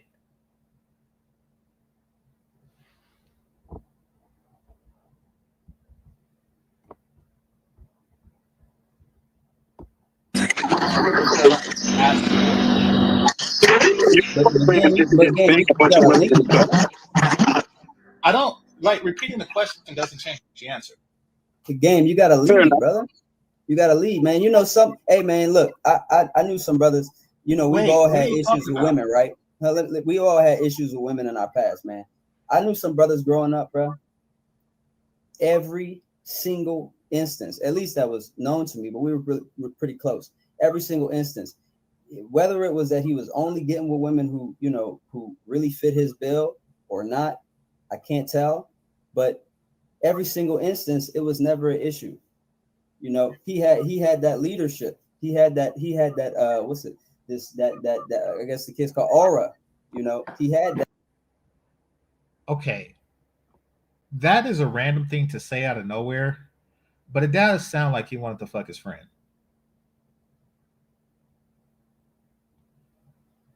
Okay, moving on. That and so that it was never really a problem for him that he would get with a woman and she would be on that program.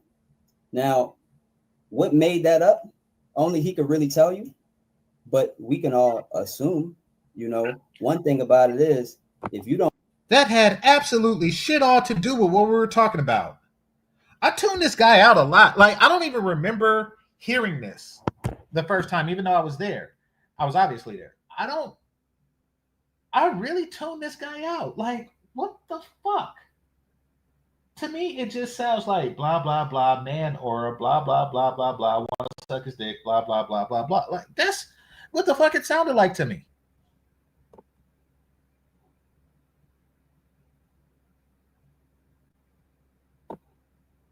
If you don't lead, I mean, it seems to me like you just want to expect a woman to fit your specific program. That's exactly what I want. What the fuck? You just said, dude, Leroy, if you are listening, come up and explain yourself because you're sounding real stupid right now. Listen, let me know if you're there. I'll put the link out in the chat room. You are sounding real dumb right now. You were the one who introduced the concept of a program. Remember, 95%, I'm going to, put her on a program to get that extra 5 so I could get it like I wanted. And now it's like, you just want what you want.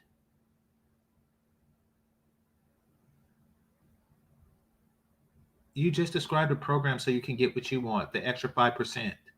And you even said it's not a democracy. What in the hell? These dudes are all over the place. All over the place. They are just taking chronic L's. And this is why I'm about to get kicked off.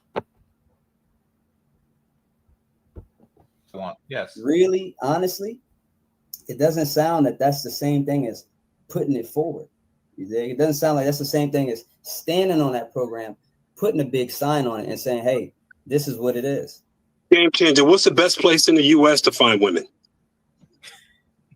Good question. I would probably, as far as beauty goes, I would probably say Miami. Overall.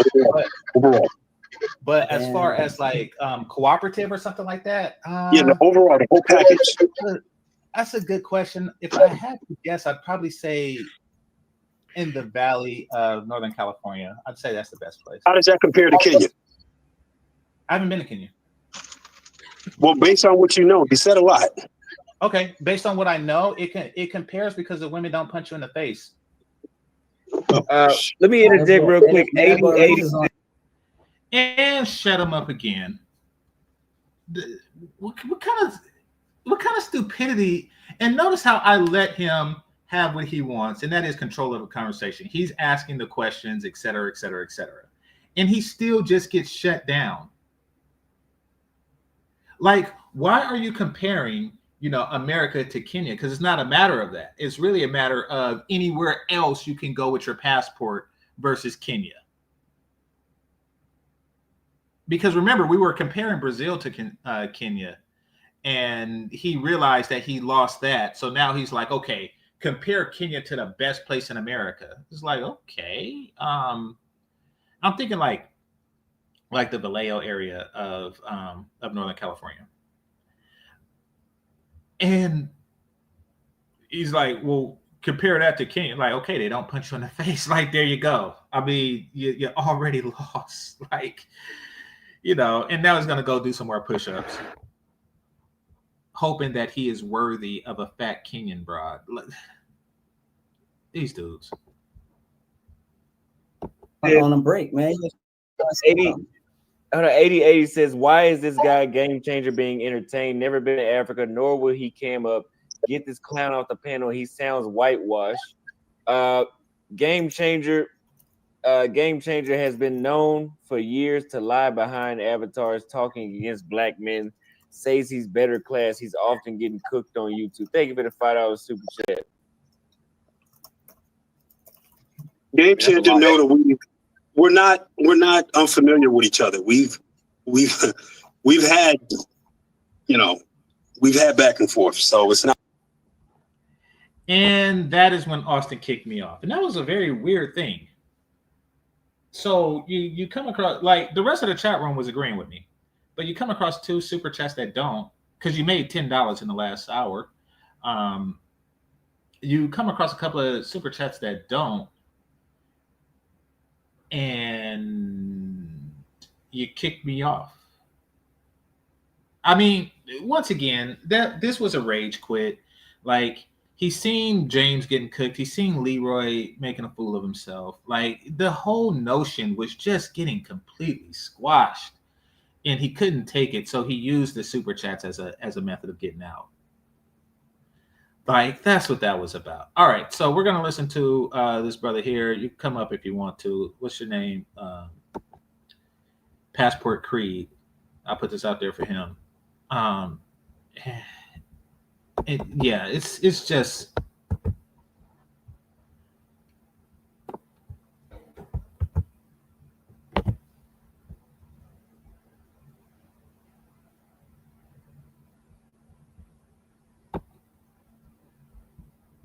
Somebody say he booted you because the truth is bad for business. Yeah.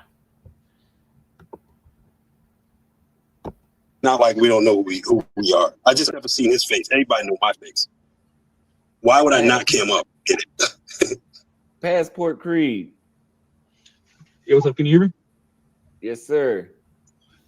Yeah, I agree with Game Changer. I mean, if your cup of tea is not that sector of women, then what's the point of forcing yourself? And especially if you get your research and you're just not really seeing anything that is really going to pull you over there. So what's the point? What's the point of I guess rolling the dice to just go over there just to go over there? I don't understand. What is the guy's not what here. What is it that you believe about women in Kenya? Wait, Is mostly that most everybody, majority of people that I've seen, that I follow, that have been there, they are not attracted to what Kenya has to offer in women. What is it that you believe about the women in Kenya? It's not what I believe. It's just from what people are reporting that's been there. Yeah, this is about you, though, right? You said you agree with them. What is it that you believe about Kenyan women? He says that he's not attracted to those women. You. What do you believe? Is this mama? so you see what he's doing, Passport Creed. He's trying to create. He has a pre-prepared counter argument to whatever argument that you have. what do you believe about Kenyan women? Well, I believe that they got big foreheads. Well, not all Kenyan women have big foreheads. He's going to say that, no matter what you say. He already has prepared what he's saying. And because you're not walking directly into the punch, he's just resetting up the question over and over again. This guy. Yeah, he kept trying to overtalk, the whole time. Every time I keep trying to put my points together, he keep trying to overtalk me, and he keep trying to pigeonhole me towards that one lane when I'm trying to elaborate. And pretty much when I'm trying to elaborate my point. Exactly. He does that, and he especially does that in places he can do this. Austin is his boy. He has groomed Austin. Literally, if you look at their dynamic, but he's been grooming Austin for quite some time, and he knows that Austin will kick somebody off, if they don't follow the rules, that meaning that he can interrupt you, but you can't interrupt him, or else Austin will kick you off. Yeah, he goes on those long monologues, especially when I got my point, because he could cut me off, but when I try to rebut a different point, he would keep talking like I'm not trying to interject. Mm-hmm. Yeah. And then I guess also, it's my first time on this panel, so I don't know their dynamic. All right, let's continue. Michael, I haven't been to Kenya, so I would like to go there first. You said you agree with him. So what is it that you believe about Kenyan women? He's basically saying like agreeing with me is not a belief about Kenyan women. I mean, and even if it was, then you would just simply say, as you did say, I agree with his belief about Kenyan women. But I mean, he's not giving you a chance to say what aspect of what I said you agree with. You're right. He's pigeonholing the conversation. Yeah. In other words, are you interested in coming to Kenya and maybe possibly meeting a Kenyan woman? Are you interested in it? From what I've seen, most likely not the first destination. Tell me why. Not tell us why. Not tell us why. From what people have reported. What? So it doesn't make no sense. It doesn't make no sense if you do research and all the research you research is coming up bad for the most part. So what is why would that you believe? What have people reported? Let's go there. What have people reported? Maybe that'll enlighten the conversation. What have people reported that you heard? They just reported. You just reported that they'll punch you in the face for trying to sleep with them. Yeah, that too. What have people reported? This is what you report. You equate them to frozen French fries. This is what you are reporting. This is what you guys are reporting. Now, I didn't cover this, but earlier in the conversation, Austin admitted to the fake hair and fake lashes and stuff, and it's like, but y'all will smash them anyway. So, and I hate it when people do this. Chloe Bailey, I would smash Chloe Bailey if she had a clown wig on and clown makeup on. Me too. Yes, exactly. And people like Austin and James and the rest will equate that to, see, you guys like clown makeup. You're stupid. I think a lot of guys have get mixed up with what some men would just sleep with and what some men would entertain for a long-term relationship. They'd be acting like men can't do both. They'd be like, well, if you have a problem with them, why you want to sleep with them? Well, because I got testosterone. Well, I think there's that. And then there's also, and this is what they're not addressing, is that men have a higher threshold for beautiful women. Yeah, exactly. Of course. Just like men like beautiful women, especially accessible beautiful women that's within arm's reach, just like women love attention from damn near anybody that will give it to them. Exactly. So for them, but what they're doing is they're comparing what you would tolerate from a beautiful woman than a non-beautiful woman. So, there's that. But really what you were getting at, and you didn't want to lean into it because it's a subjective thing, and he's going to say, just like he said with me, no, they're not. And that is, they're just not that hot. per capita. Yeah. I'm trying to get to that point. If you were freaking let me get off the runway, but yeah, pretty much. Yeah, he's not gonna let you. But no, they're not that hot, and they're not hot to justify all the other stuff. Like all the other stuff becomes more apparent when they're not hot. Yeah, you know, a lot of Africans, but you know, when we talk about Kenya, a lot of Kenyan women have, you know, very strong accents. So if you're not attracted to the woman and she has a strong accent, and let's just say she happened to be the ones with the musk, I mean, that's like almost a triple L. How much patience are you gonna have for that? Exactly. All right, let's do a little bit more, and then we could go back and forth. Anybody else I want to come up? Oh wait, is somebody else in the background? No, that's something else. All right.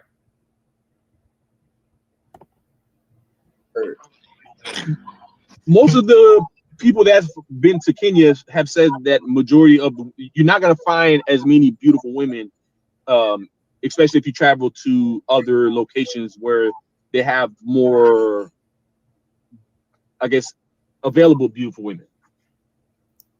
So you listen.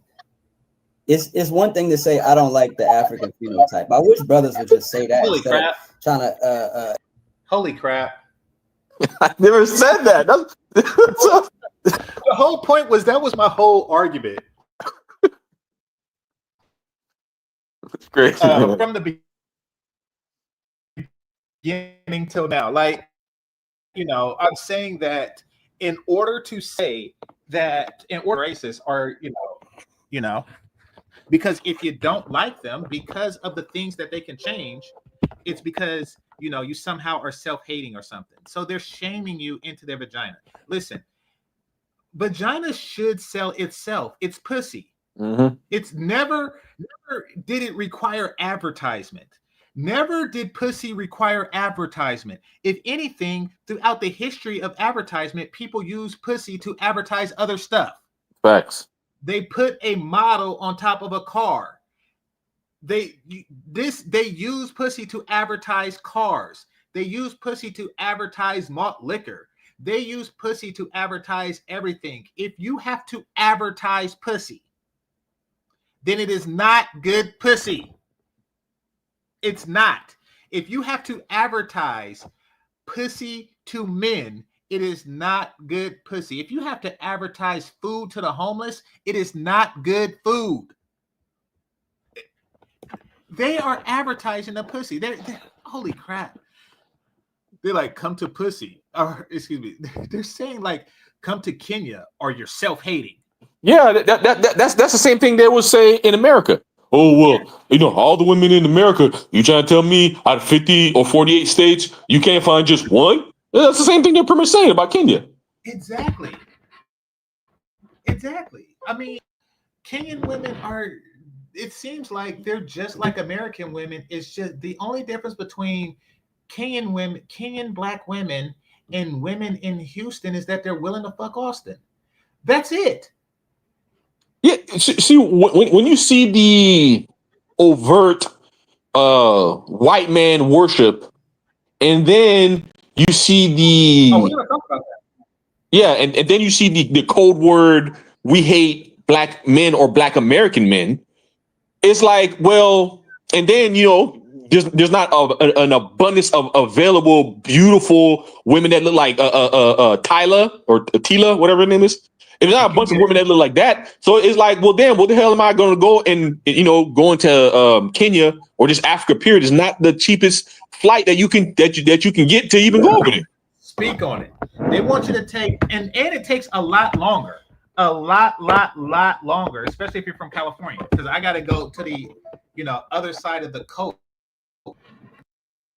start to get out of the country to head towards Kenya because, you know, it's transatlantic. It is very, very, very, very, very far. I'm going to say another very. It is very, very, very, very, very far.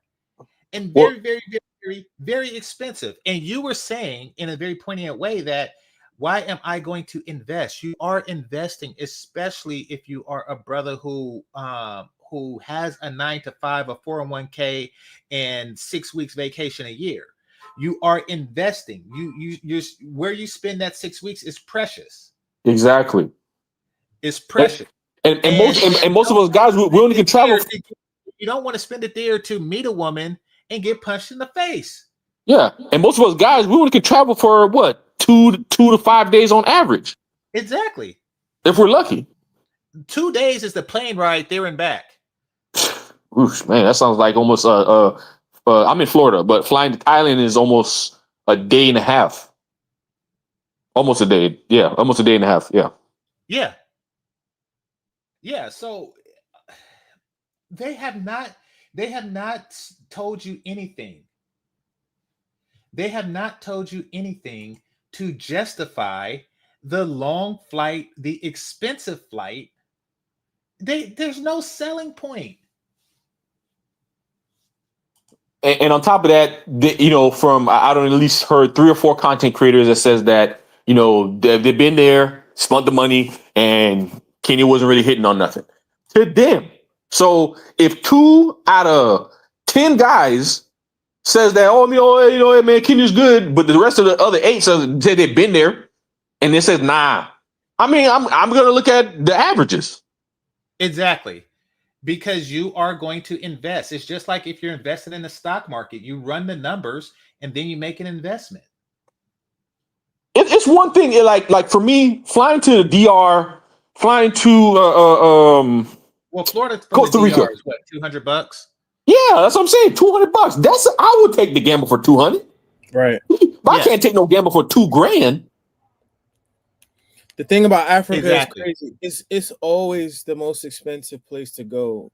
I guess it's because the lack of the infrastructure and the political instability. Like it's always, I mean, I've seen trips. I'm like, man, I want to go to Morocco. I want to go to some part of like Eastern, not necessarily Western Africa. And I'm like, man, the tickets are like twice as much as it would cost to go to Brazil. Yeah, exactly. Well, that's for 2 reasons, brother. That's the one reason is because it's further, but it still costs more to go there than it does to, like, say, France, who's also far. But the second reason is because you're paying for the empty seats. You see, not many people are going to these places. So in order to justify the fuel, paying the pilot and stuff like that, you gotta pay because you are one of the few people on that plane. Wow. When it's a full plane, they're dividing the cost of fuel and pilot and all that stuff. But it's not a full plane because few people want to go. So you're paying for the empty seat next to you. That makes so much sense. Yeah. I never thought about it that way. Because I'm like, damn, I'm like, because think about it, like going to Japan cost me less than $1,000, but it's like going to like for real. Me too. It's like a $780 for me in Florida. Where do you live? I live in New York. I live in South Florida. Okay, yeah, it was like $980 for me, roughly about 900 and change, and but it took less time, and I'm like, damn, like I'm not coming from the West Coast, I'm coming all the way from the East, and I would assume it'd be less, cheaper, but it's like, damn, why is it? But now that GC put things into perspective, for sure, it's definitely makes sense. But I just wanted to say this. I hate when I get it. They have to hype up Kenya like it's a cool place. And would I visit? Probably, yeah, but not for a long time. But bro, there's nothing like Brazil, man. Like Brazilian women, like I just get along with them well. There's nothing even, I mean, did they ever punch you in the face? Not even. They're the only the only thing I get punch love drunk. You get hit by the infection. That's the only physical stuff you'll ever get, right? But, and one thing I've researched from physical stuff you'll get. right. and one thing I've researched from women that's Brazilian women is that majority of them, or a good amount, however you want to break up the ratio, they love the gym. Oh, absolutely. Yes. Yeah, it's in their DNA to go to the gym. Absolutely. That's what I love to be about fair, it's in a Kenyan woman's DNA to go to the gym too. It's in their DNA to go to the gym to look for guys that'll get with their fat ass. But they're not actually going to work out themselves. Yeah, but they're going there to find Austin. That's a guy that's willing to work out so they don't have to. And I'm glad you mentioned that before, because that's just like in the States. Yep. It just bothers me. Like, I'm not gonna lie, I've been so motivated because I'll be in Portugal end of this month, but I'm going to Rio in February. But I've been so motivated, like, to get in shape and whatnot. I'm trying to lose another like good 40 pounds, right? So I can get, like a little bit more leaner. But it's like, it's nothing more motivating than you seeing slim women and they're working out. Sorry about the background noise, but you're trying to work out yourself to try to get on their level. But it's like a reciprocation of, okay, where I'm attractive and I'm in physical shape. Let me get into physical shape as well. It has to be both. It can't be lopsided. Like what GC always says, the men are more handsome than they are prettier. Like that. That's a dub. Yeah, just like how you see just like how men see a Coke bottle shape and they want to dive all into it, skinny dipping style. I mean, a woman want to look back at something, aesthetically pleasing too, while she's taking back shots. So yeah, it's a give and take. What I gather, so I'm gonna say this to Roynell. What I gather from Austin and James is that they want to be mired for their physicality, as opposed to being the one who is miring the woman's physicality, which is really how women think everywhere else. Yeah, I mean, there we have it. You got it right now. Yeah, it's strange because I mean they actually doing reverse advertisement, because from what we see from them, it makes you not want to go to Kenya, because like I say, the women that they have shown is very few beautiful women. I mean, there's a very few, and they seem not to be able to keep or maintain the women that were very attractive, and then the other women seem to have a bad attitude. So why would you want to go all the way over there when it's like, say, just to go to Mexico and Colombia, where it's just, I mean, especially like Colombia, I mean, it's just loads and loads of beautiful women. If that's what you're looking for, they are there. And I hate the cope too. Like they're saying, oh, these other places, they're not like no, stop it. Just say, I want to try Kenya, something new. I can build off of an infrastructure and then move on. Don't tell me that Kenyan women are when people say the top 10 women, best looking women in the world in terms of countries, Kenya's never brought up. I would put Cape Verde and South Africa with Kenya. Come on now, like stop the cap, bro. It's almost on a level. They're trying to sell something, and it's not. It's they are disappointed. Yeah, snake oil. I hate that, because now it's like you're basically just like a dating coach, but in Africa, you're literally trying. It's like, who do you believe, me or your lying eyes? It's like you're trying to gaslight dudes into believing, oh, you just have some issues with proximity to whiteness, and you have some issues with being black because you don't find them attractive. It's like, no, they're not even. I can go to Colombia. People know there are way better chicks, and they're my complexion and darker, that look better than Kenyan women. Yes. I can show you them on Instagram right now that I follow. Come on, like, bro, like, stop the cap, man. In Colombia, there are literally women with fruit bowls on top of their head that looks better than, and I'm not exaggerating. I mean, Azrael, you've been there, you can back me up. Right. They literally got fruit bowls on the top of their head, and they are hotter than the women in Austin's videos. Yeah, and Austin, my boy, but he full of it, because he's been to Salvador Bahia. It don't get more blacker than that. Mm-hmm. That's like, like outside of especially on the Western Hemisphere, like, come on, that's like Black Chocolate City for South America. It's nothing but attractive black women there. And it's like, you've been to Portugal, and there are enclaves of like African people there. There are a very attractive black woman there. So stop telling me that, even if there's other African countries, no one ever say, even when you talk about the continent itself, right, Kenya's not top 5. No, it's the Mississippi of Africa. I've said it before. Oh my God. Yeah, I It mean, is the Mississippi of Africa. Austin is kind of lying because when he was in Brazil, Brazilians had the most beautiful women. And he Only knows when he this. got after, when he went to Asia, there were beautiful women over there. After when he had problems in those countries, then he went to Africa. Then all of a sudden, it was racism in Brazil, and there was Right. problems in. Now we're going to talk Asia. about the racial preference that he claims that they have in Brazil. Because this all started when some waitress was given a It took flirty his space order to to Redbeard Yeah. over Austin, and he's just like, he don't take steroids. How dare her, or whatever was going through Austin's brain. And then he just left the whole continent, for women where they prefer Black American men. Well, let's just see how much they prefer Black American men there. Especially from Kenya and Burundi. This video is for you. I'm on my knees. I'm a social worker. My name is Becky. I live in Sweden. I work a lot with families from Africa. Please, I'm on my knees begging.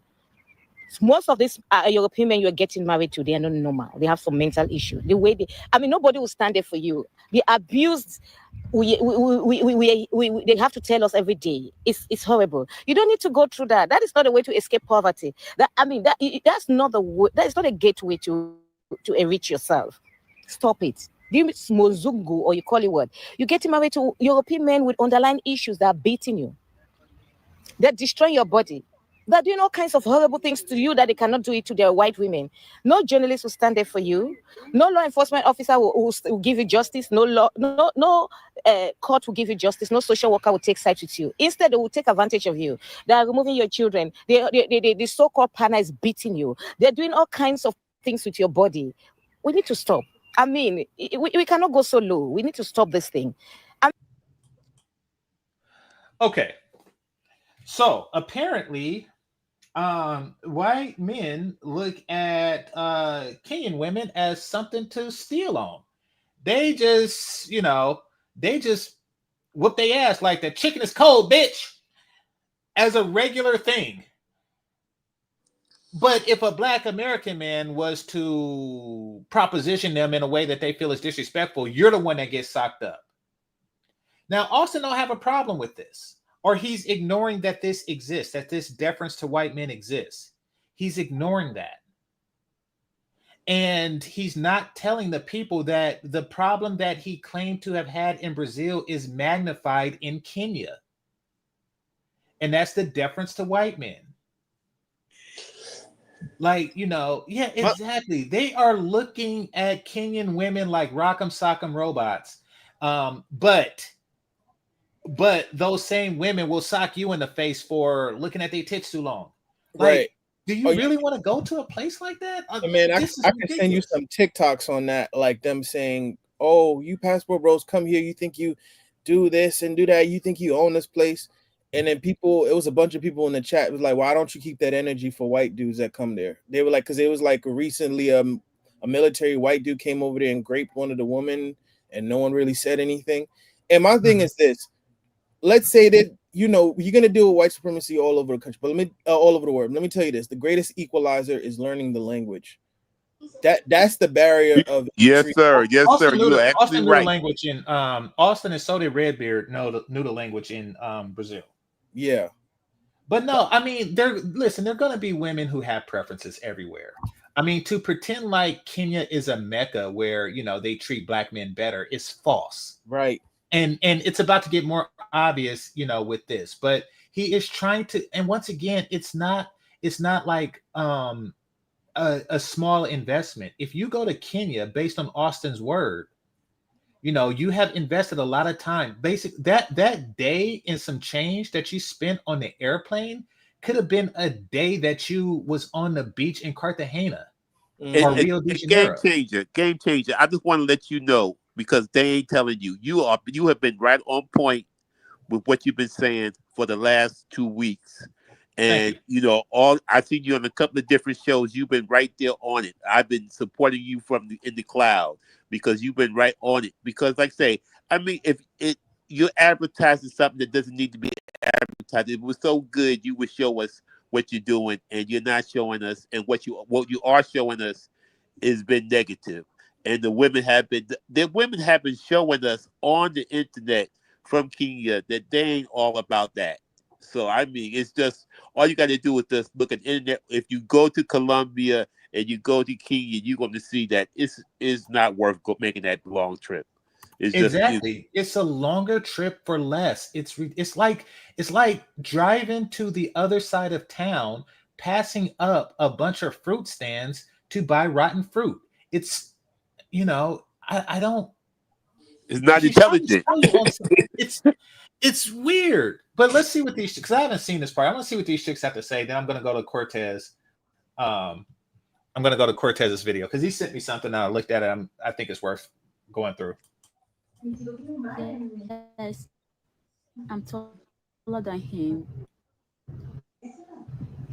I'm 5'7". He's 5'6". Testing gone wrong. Brad beats up Divester, but Divester still has hope that she one day will find another white man to marry.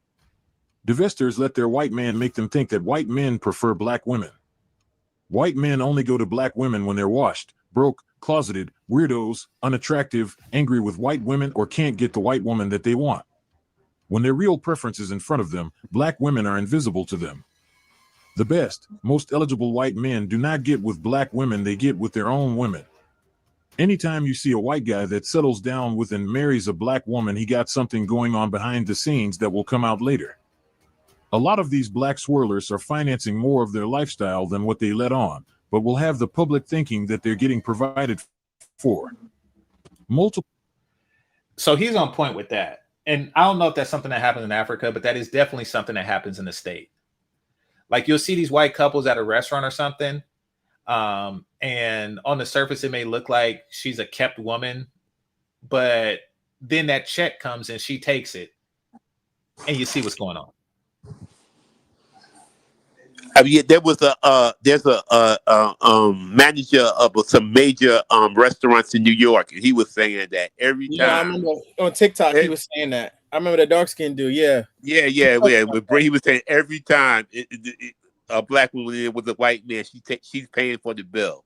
He's up there. We see what that prince of something, and with the big white guy, and she came out and said that when she got drunk, that she pays for everything, but she's playing off. Oh, you're talking about Queen of Kings. Her, that situation. And so it's a lot of capping going on. Exactly. And that's because what they're doing right now, what black women are doing right now is they're in last place, and they have been in last place for a while. And if they keep with this trajectory, they're going to continue to be in last place.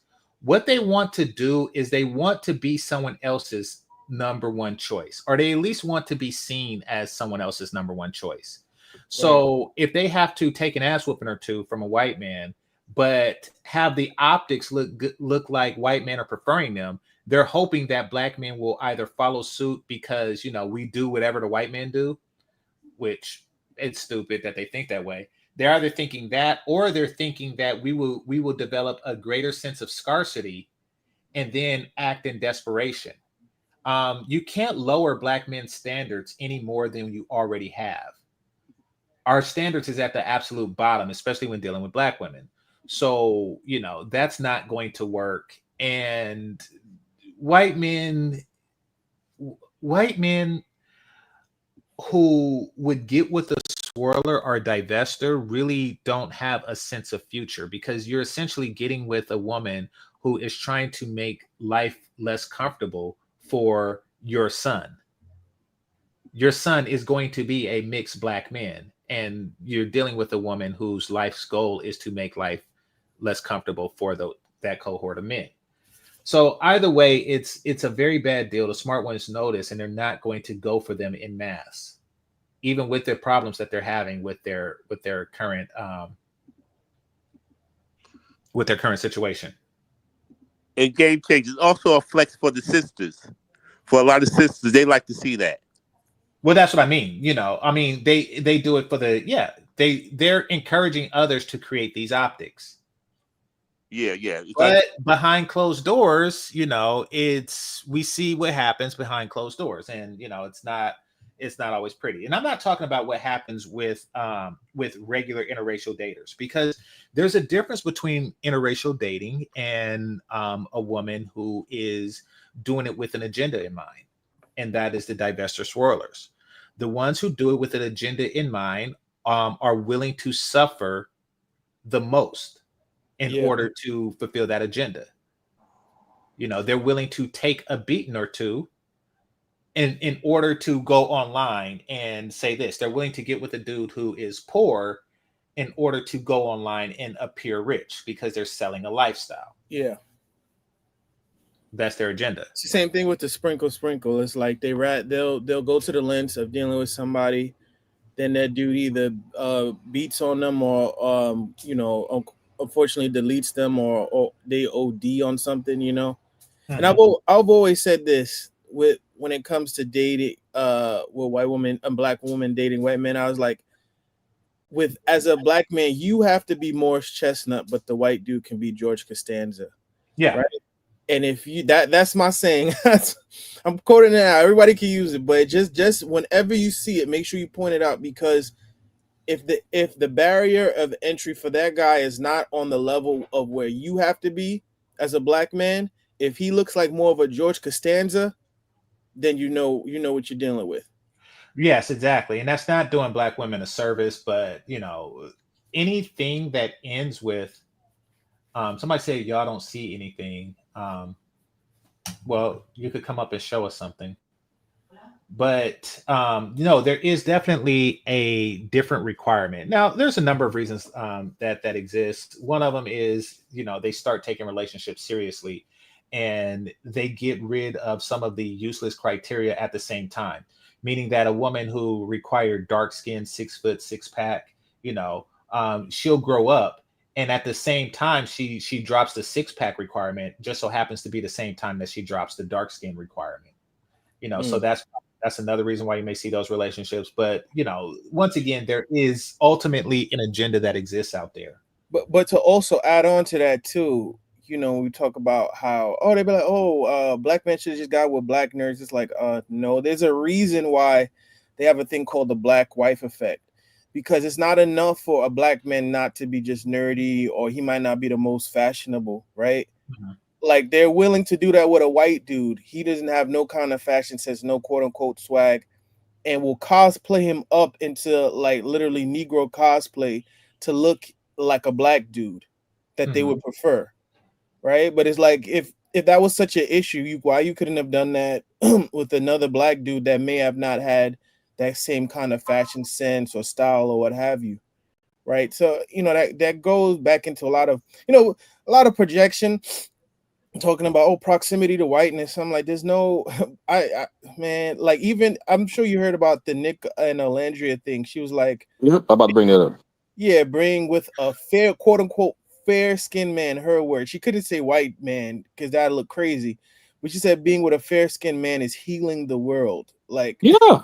Oh yeah, I do remember something like that. And if you look at the comments tell all of you guys in the comment section, or just any man in general, it shows you exactly how they really feel. They're talking code, but they're, like I said, the comments will show you how they really feel about majority of black men, especially the average ones. So, brother, let's understand the behavior of the sisterhood. We have to understand this underlying principle, and I think that we all do, but I'm just going to state it. And that is the sisterhood, and this includes the sisterhood, that the African branch of the sisterhood cannot get with a man that's not thirsty. Now, I'm going to repeat that. They cannot seduce a man that is not thirsty. Meaning that in order to adequately seduce a man, they have to make sure that man is thirsty. So any action that they take is to that design, assuring that black men are thirsty and desperate before they get with the sisterhood. So I remember this. A lot of the actions that you were talking about. Now, let me just respond to the Azrael situation about the nerd thing. The thing about black nerds, and I am a black nerd, is the black wife effect, or as they describe it. don't really work on me because we always had an option. We didn't really need a guide to have the black wife effect. We have the black neighborhood effect. Okay. If I wanted to pursue mainstream NWA blackness, I would have done so in the 90s when NWA was a thing. I didn't because that's not for me. And if a woman tries to pull me in that direction, then I'm like, well, just go get a guy that's already like that. So, and I think that they've come to that conclusion. I think that that's the real reason why, why you don't see them with black nerds, because a white nerd would probably be like, hey, maybe you should get a fade or something, or well, I do have a fade, but like maybe you should wear some Jordans or something like that. I mean, to me, I would react like, listen, you think I had to fuck you to buy some Jordans? Get the fuck out of here. Game Changer, did you see when Shez Sade was interviewing that black chick with the glasses, and she was saying that the reason why she went towards the white guys was because they were easier to run over, I guess, or step on, or something like that? You're talking about the pink pill? No. You're talking about that. You're talking about that one chick recently. Yeah, I've seen some of that video. Yeah. That's how a lot of black women. It's like they'll go, just like how most black guys would be like, "Why'd you choose the white woman?" And you'd be like, "Well, I mean, she listens and she follows directions."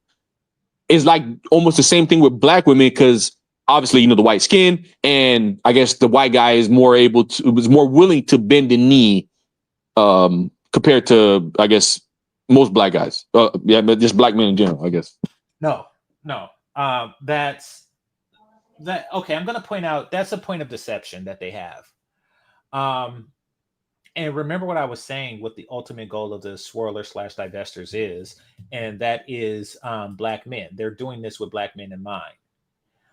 So what they're really doing, and remember what I said also, that that they are doing it with hopes that black men will follow what the white man is doing. So they're going over there saying, "Oh yeah, the white man let me do anything I want," and blah blah blah blah blah blah blah blah blah. They're doing that so black men will let them do anything that they want. They're doing that so black men will put up with their shit. Game changer. That is what they want the most. They want to be able to do whatever they want to do. They want to be disrespectful and do whatever they want to do. And so that's the problem with a lot of the sisters, is that they are not going to follow directions. They want to do what they want to do, and they're disrespectful. That's the biggest problem. That's the biggest problem with these girls from Kenya that you can see with the world government over there. Disrespect. This happens with other women, but they're not that disrespectful, and that's the problem. Exactly. So once again, and someone mentioned Austin's mom. I don't talk about that per se for a number of reasons. However, I will say that black moms in general raise black sons to tolerate disrespect. Even Ayala Van Zant said that she raised her son to stand in it, quote unquote, stand in it. It's never about them becoming better people. It's all about finding another group of people or trying to finesse men into tolerating their faults, not improving their faults. So once again, this is why grace. Most other countries are better than Kenya. Right. Yeah. See, majority of what I always see in the information is more of like, men need to do better. Men need to improve. Men need to learn women and be emotionally intelligent. The thing that they created like a couple years ago. Men, but women, they just need to be never settle. Protect yourself and don't settle for less. Yeah, all that crap. Exactly. And it's because black men have that mentality that black women know that they can pretty much do anything, and he will do everything to get with you. I mean, that's how they're behaving with King. They don't treat white men like that because they know that white men don't have that mentality. They know he's not going to blame himself if a woman is acting out of line. And what I tell most brothers, if you're a decent brother, you could go to 80% of this planet and get more love and more respect from 80% of this planet. You just have to be a decent man, have some decent money, have some decent looks. You can go to Colombia, you can go to Brazil, you can go to Asia, you can go to plenty of places, and you will get the respect you deserve. So Right. just make sure you handle your business and go somewhere and you see. I ain't got to tell you, you can see for yourself. And if you learn the language, that's just extra. But they want to be real men. They want to be the real men that stayed on the plantation, fought through the jungle, and slayed the black Keisha. Right. Okay, you go fight the gorilla. You go fight the gorilla, but I'm gonna go and find me a princess. Okay. I remember when Jap used to say that. It's like you calling these women German shepherds, but he's like, when the whole thing with the Pastor Bros broke out, he's like, you guys just don't want to put in the work. And I'm like, dude, like, you said these women, you basically calling these women dogs. We're not saying they're dogs. We're just saying more or less it's incompatible. But you're like, I don't know, you know.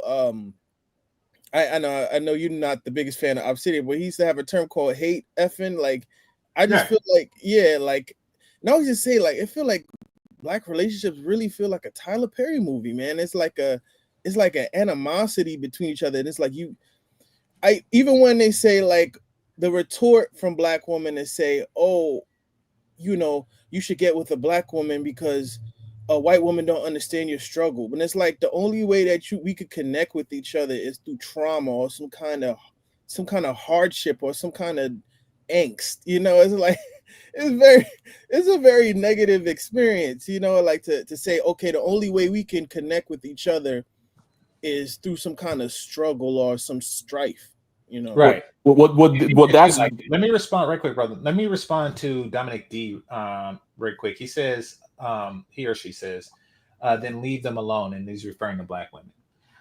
Once again, this is a deflection tactic. This is their way of saying shut up and leave them alone. You know, they want to silence the conversation because they don't want the negative press.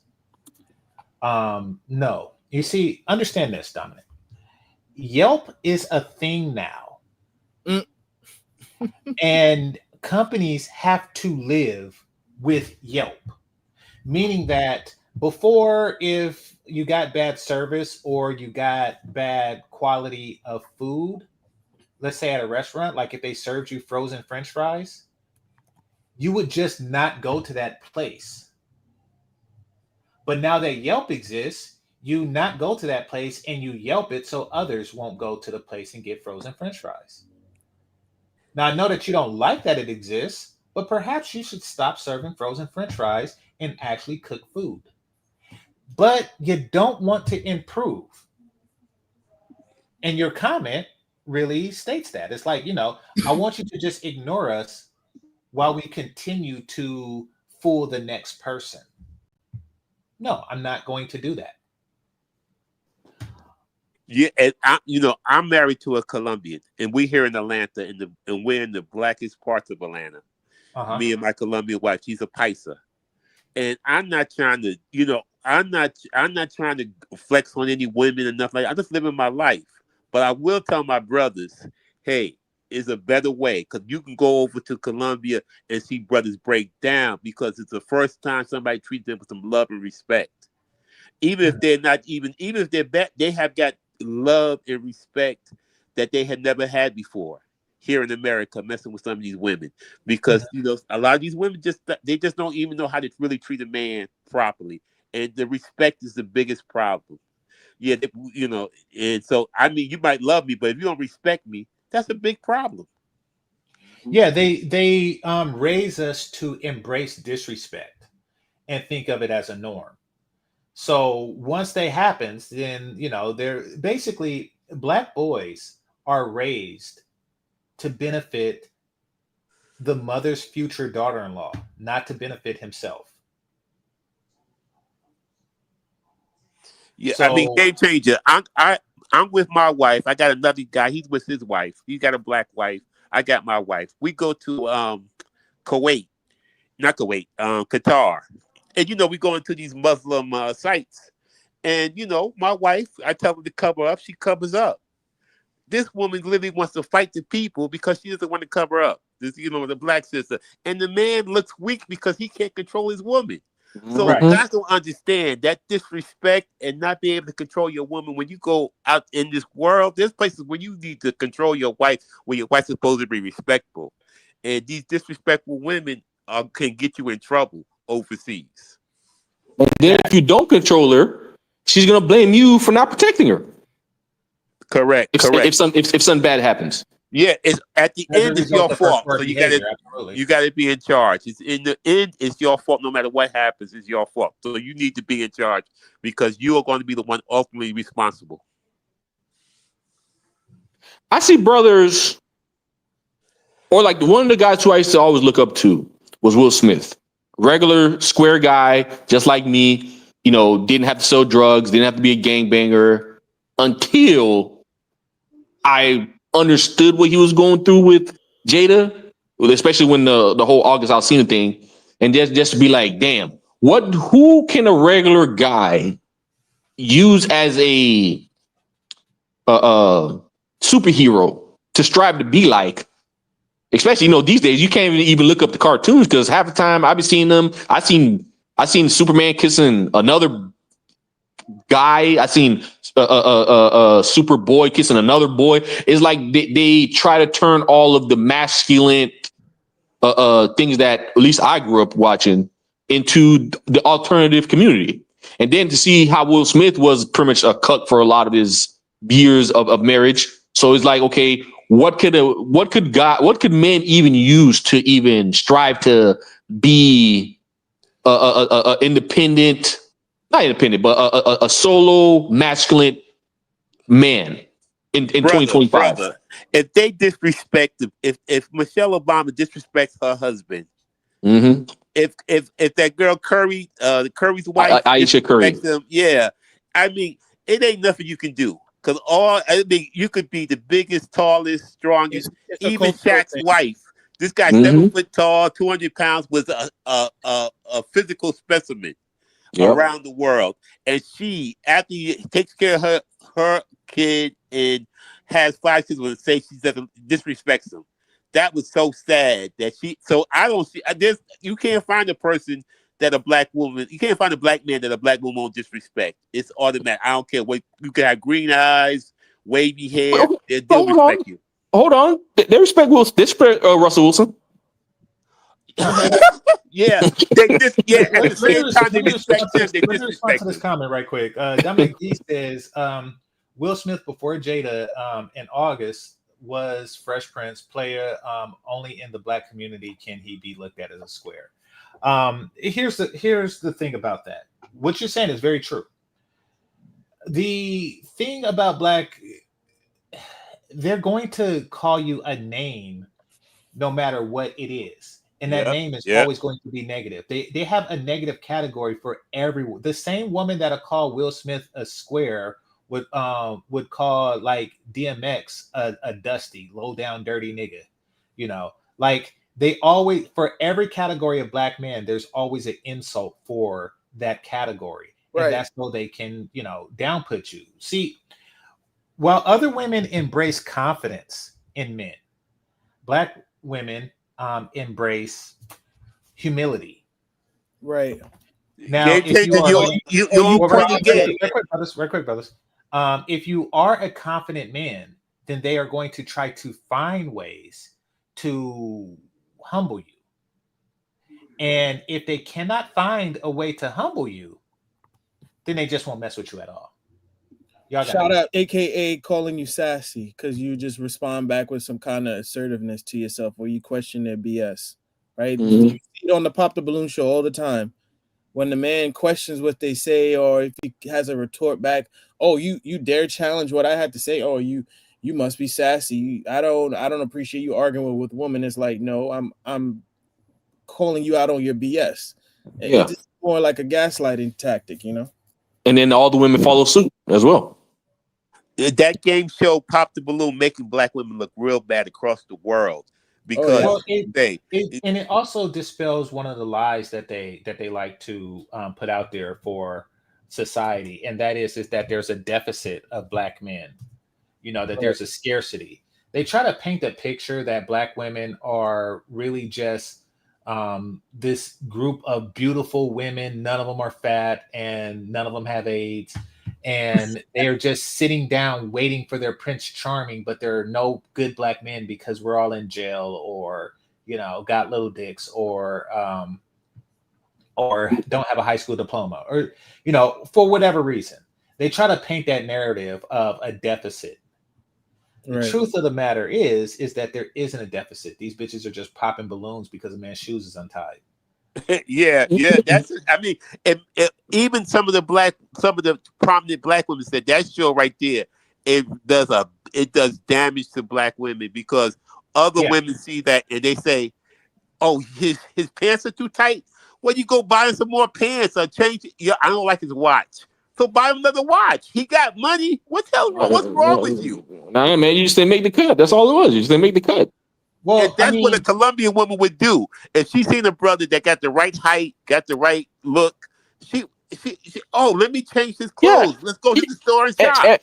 Everything's a project. Let's just say you buy a brand new car. Do you leave it as is? No, you're gonna put some seat covers in there. You're gonna get a visor. You probably might probably put a couple of decals on it. You buy a new house. You might change it. You're gonna change a few things. You're gonna add this, take away that, renovate this, upgrade that. Nothing is going to be as is when you buy it, and you're going to just keep it like that. You're going to eventually do some upgrades or adjustments along the way. Now, for some reason, go ahead. Well, I mean, according to Austin and James, or at least according to James and Leroy, we are the ones that are supposed to be upgrading them. They are the frozen French fries that we're supposed to take home and salt and put in the air fryer, right? Mm-hmm. But no, what you're saying is that the women should improve the men, not the other way around. I'm glad you brought that up. Well, let the brother finish his saying because I interrupted. Well, I mean, it's not. It's more of like, okay, is this person that you're getting with upgradable? I guess you would say. Could you add on to what they got going on? Okay, like you said, to pop the balloon.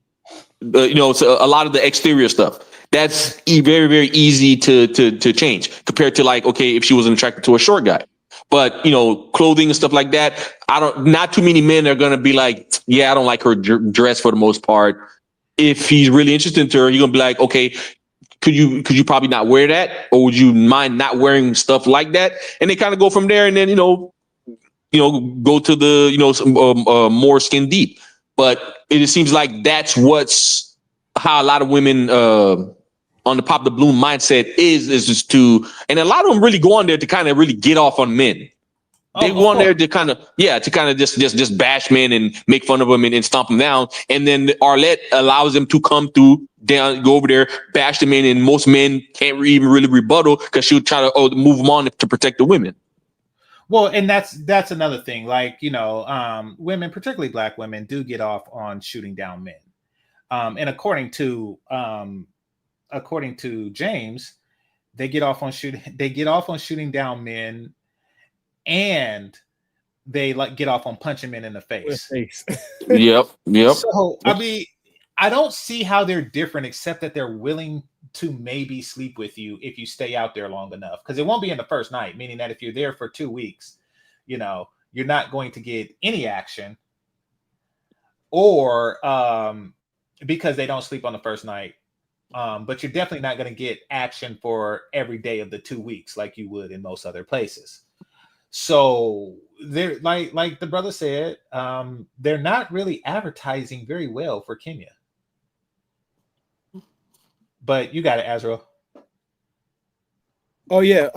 So I was watching YouTube yesterday, and they posted. I'm glad you were talking about the the frozen French fries, right? And the person was streaming one of Kevin's clips, and he was basically telling the woman, is like, hey, like, you've been you haven't been in a relationship for 14 years, so you're basically on entry level, right? You can't come in requiring a certain specific salary because of the fact that you don't have the requisite skills. So it's like you're borderline from entry level. You can't demand senior level pay, right? So I mean that translates into the dating world. Like you can't, if you have entry level skills, you know, you're overweight, you have a bad attitude, you're not cooperative, right? And you have the bare minimum. Why is it that it's up to the man? You know, when you go to a job, it's like, okay, they'll train you, but don't, even if they say they're going to train you, don't expect to be paid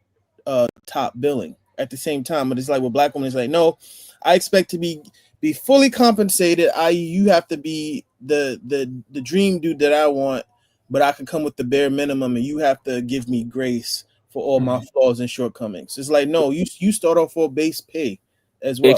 Especially she wants that when she's more of in her younger prime age.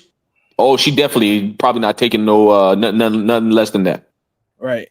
And you know, I mean, I could show you some stuff on TikTok about these Kenyan women, man. Like, I never, and I'm not saying all of them are like that, but if there's any African places or African countries you can go to, there are much better ones to go to than Kenya, because Kenya do got a white worshiping issue. I mean, more than likely, if they speak English, or basically English, you're gonna have some issues there. You're gonna deal with more of a westernized, but with an African twist to it. Like me, I would never, no disrespect to Nigerian women, but I would say this, it would depend on where they're from. I mean, where they are, but no disrespect to them. But I probably would never date a Nigerian woman ever, just because. What's on Nigeria?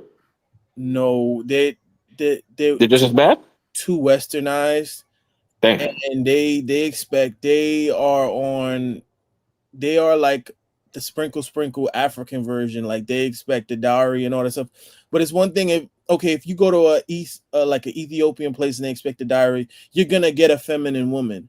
With these, it's like you're getting a Keisha, but they expect you to be paying for like a dowry. Everything they've seen on the internet, that's pretty much, they're gonna come as close to that, or you better provide close to that as possible. Yeah, but it's like the family is expecting you got to still pay for the dowry, but you're getting a masculine, westernized woman. You're getting just a shaver under a modern woman in America. Like, you see, that's one thing I never understood. Like what's the point of the whole dowry system? Is if you bring her to the States and you guys happen to not work out, you ain't gonna get a refund on that dowry anyway. The dowry was made as an investment to say, hey, it's an investment. Like, no, yes, it is, because I'm gonna be honest with you. People gonna hate me for saying this, but a woman she is an asset, whether you want to believe it or not. Like same as with your children. If we want to go back into the agrarian era, where children were considered an asset because they can, till the weeds and all that. I mean, the crops and all, so on and so forth. But that goes back into that day and age, right? But unfortunately, because we're in modern times, Nigeria has become so, in terms of the culture, has become so modernized. You even hear Nigerian dudes that live here, like Obi Allen from We Need to Talk. He said he's been told, hey, if you want to come back to Nigeria and find a wife there, right? Not a wife here, a wife there, because the woman, when they, unfortunately, a lot of times when the African women do come here, they become very westernized. But like I said, with Nigeria, you're dealing with a situation where these women expect you to be full providers, but they are OD modern women. Like you're living a traditional lifestyle, but yeah. To talk about the dowry thing, the dowry in Africa, like many things, is reversed, meaning that many, if not most, other cultures have a dowry system where had a dowry system. The Romans had a dowry system, and the medieval British Anglo-Saxons, they also had a dowry system, but it was always the woman's family who paid the man. That's what we have today. That is true. And that's true today in India. It's the woman's family who pays the man.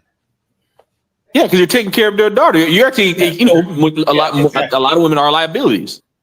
Exactly. So and we're not talking about like a little bit either. Like, they'll give their sons whole 7-Elevens, to their son-in-law's whole 7-Elevens to take the daughter off their hands. Isn't in America like the traditional marriage? Isn't the woman's father supposed to pay for the marriage? Wedding, yes, but Yeah, they exactly. try to That's what I'm saying. So that particular aspect of the culture derived from that, of modern Christian culture derived from that. Kenya and Africa is different, but here's what's interesting about what Azrael was saying on that note, and that's the dowry system meant that you get a refund. So say if you were to pay a dowry and say that dowry, you pay like a poor family $5,000, and you get the wife and she turns out to be uncooperative, or she decides to leave. She can leave, but that family has to pay you that $5,000 back. Now, if they're a poor family, then they would have spent that $5,000 or invested it or whatever, already. So they don't have it to give back, meaning that they're going to encourage her to stay in the relationship. That's when it's beneficial. They come to America, and all of a sudden, traditionalism, isn't a thing. Like they don't have to follow the cultural rules when they divorce you in America. It's like, wait a minute, I paid the dowry. They're like, I don't care. I'm not going to give it back to you. So I think that's where they're going against their own culture. And I'm not knocking the culture. I'm just saying stay consistent with it. And they're not doing that. And once again, I wouldn't recommend bringing anyone from a foreign country to the U.S. U.S. have a way of corrupting everybody, man, woman, and child. I wouldn't recommend bringing someone who is uncorrupted by the U.S. to the U.S. Right. I've heard horror stories. My barber was telling me about a client that he had, and he brought a woman from the Dominican Republic to California. And then she said, Poppy, can I bring my sister? And of course, if he's thinking like I am, he's like, oh shit, there might be a win in this for me. So he brings the sister. And then they said, Poppy, can we go to Miami to visit? And the moment they said Miami, I knew where this was going. And that's it. Never seen him again. He never seen them again. You can't bring a Dominican chick to Miami and think she's going to come back.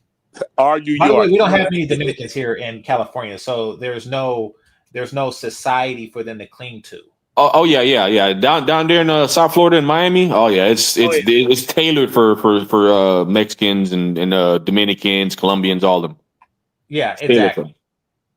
Yeah, because I mean, like I say, I brought my wife back from Colombia. We're here in Atlanta. There ain't too many Colombians here in Atlanta, so she has to cling to me. And I make sure she goes back enough to stay, in culture. And modern technology now, she can talk to her family every day. Yeah, on WhatsApp and all that stuff. Yeah. Yeah, so it's a lot easier, and I speak the language well. So we have some Mexican friends. She has some Mexican friends, but she has very few Colombian because they're not here. But you have to. That's a hard situation, and you have to be on top of your stuff if you're going to bring her back over here. You really have to be really on top of your stuff. But I'm gonna be honest with you. Like right now, I'm looking at houses to buy in like Portugal. People even my Brazilian teacher was like, "Oh, why don't you come live over in Brazil?" That's another reason why I like Brazilian women. But it's like I would never bring. I'll be honest. I could see myself. I'm 31. I'm see myself being married before I'm 40. But by that time, I would probably only live like half the time in the States, and then I'll be trying to figure out a way where I can stay there most of the time. Like build up. I would say it's going to be easier to leave her over there. She's around her people. You're going to probably be a very high person when you go over there in high status. So if you bring it over here, you're making stuff difficult for yourself. And people don't know their reason. One of the biggest reasons why is because her family is her anchor, right? So her family not only are they're the bond, like to keep her, happy, keep her in good spirits and stuff like that. That's why people talk about the loneliness epidemic and say, oh, it's because men can't get bitches. Like, no, because we don't have, when you have generations after generations of having no nuclear family, and you don't have extended cousins and brothers and sisters to talk to, then you're gonna have to deal with something.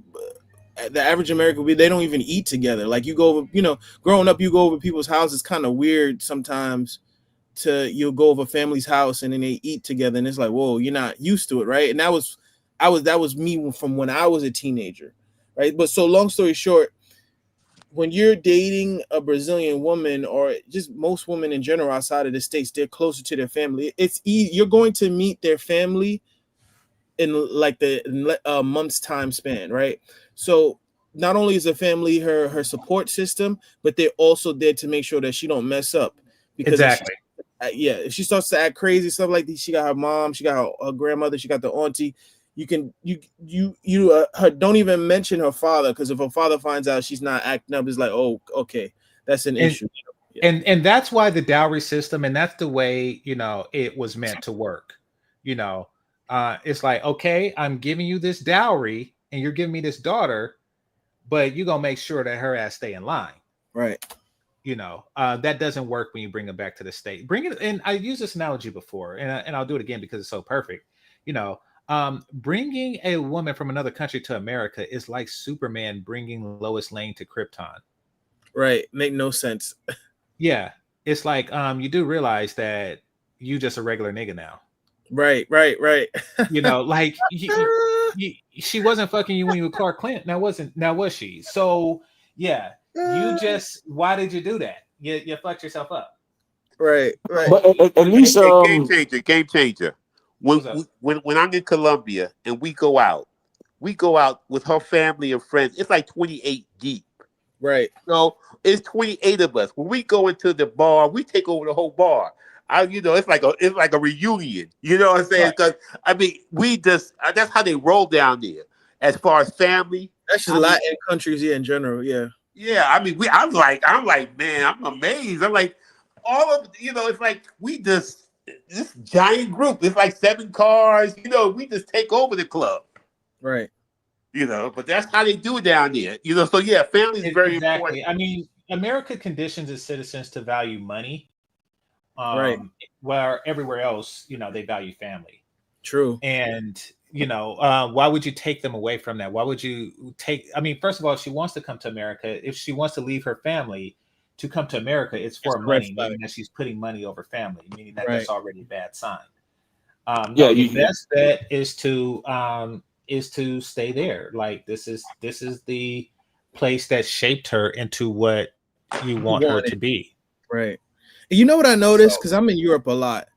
Like a lot of times, people will hang out with friends like twice a day, like during their lunch break and then like after work. Like they have they're not burnt out by work. Like they just had a study that said Americans are now using their PTO time just to rest. They don't even use it to go on vacation. Damn right. Yeah.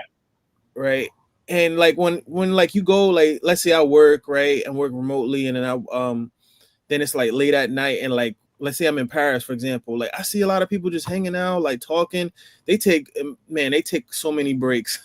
They take at least like 3 breaks by the time it's like 7 o'clock, right? And everybody just, because that's the value system.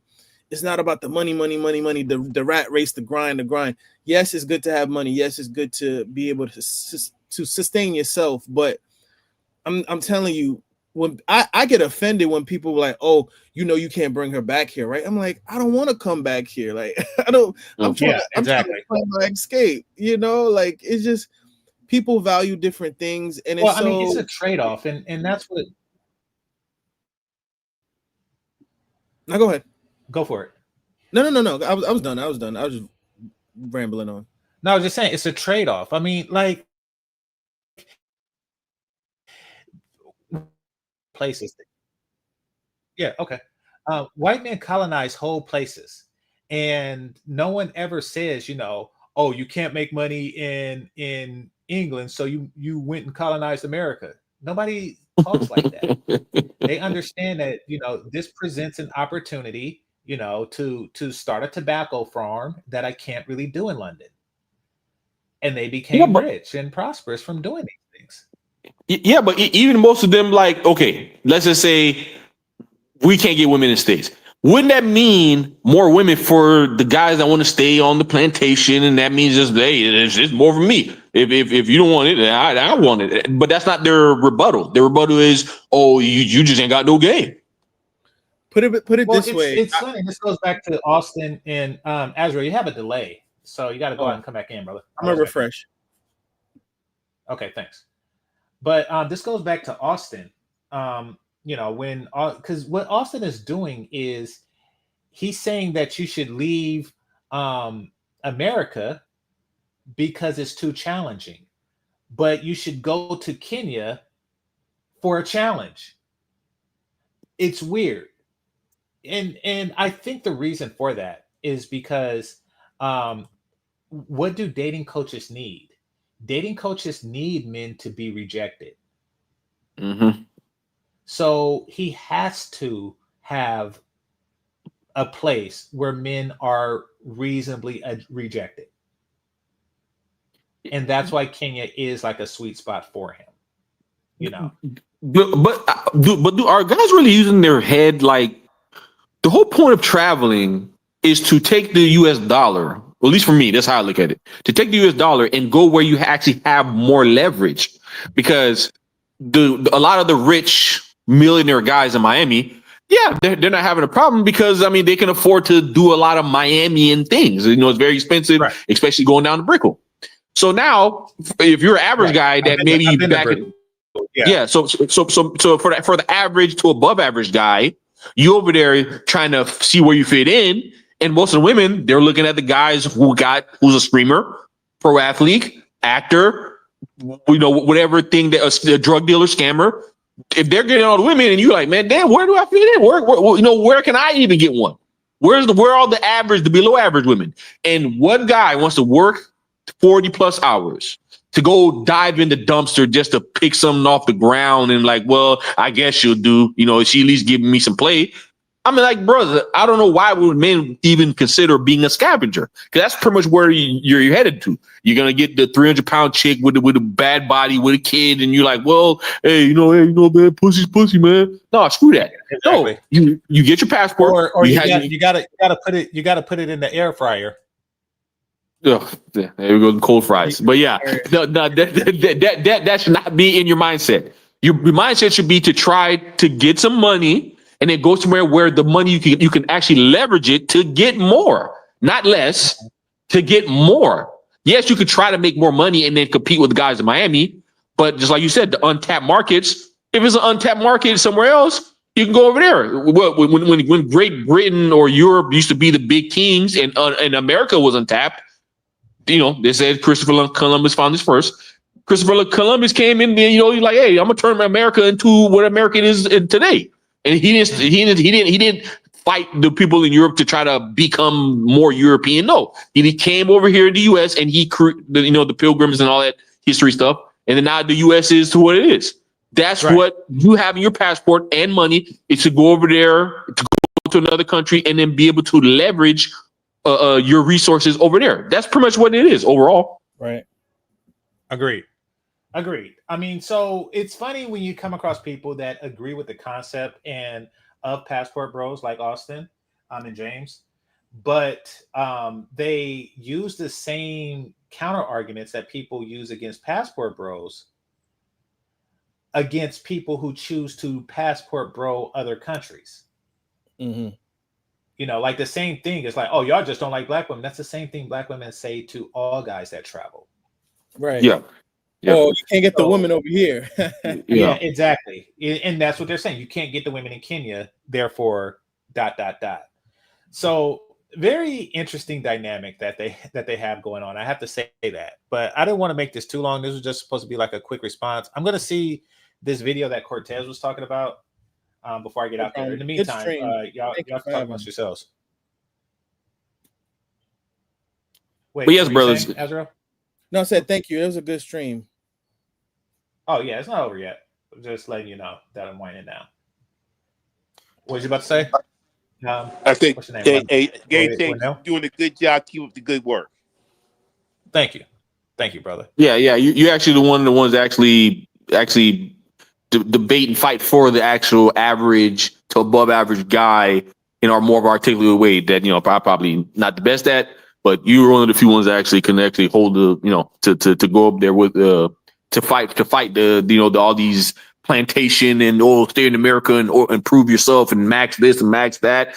Instead of just going somewhere, because it's so cheaper to get $130, $150 passport, put the work in to learn the language, right? And of course, and improve, and then go over there and find greener pastures instead of having 50 dudes trying to get at one chick. No, why don't you go somewhere where there's 50 chicks and you're the one dude? I mean, to me, it's common sense. I'm gonna say this: it's Portuguese is probably the hardest language that I ever had to learn, right? But I pay like less than $20 a lesson, right? So like I get it through the pre-apply website through a bundle, and it's a girl from Rio. She's real fly. Teaches me. Charges me pretty much $80 a month, so it's like 4 lessons a month. And I mean, think about it. That's how much it costs to go out on a date. I'm just investing it differently. I always tell dudes, like, I hate to say it, I'm not saying like, oh, don't just cut it. If you don't want to cut off like American Woman completely, that's fine. Do you? But like I'm saying, if you want to invest your money, in my opinion, wisely, just stop dating for a while, get a gym membership, try to get some tutoring lessons in any language that you want to go. Any woman that you find attractive, figure out, okay, where are they from in particular, what region are they from, and see, okay, how can I learn their language, and go on. You could get a tutor, a lesson, language teacher that charges less than $25 an hour, especially if it's from a country that's from Latin America. There's even cheaper ones. There've been cheaper ones than that. I didn't see the ones like $5, like $5 a lesson or something like that. I've seen them.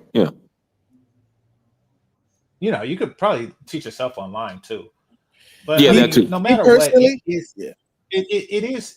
is better. I mean, so I don't understand why they're trying to sell a concept of go to a place where the women openly disrespect you and they are mid, over places where the women are completely cooperative with you.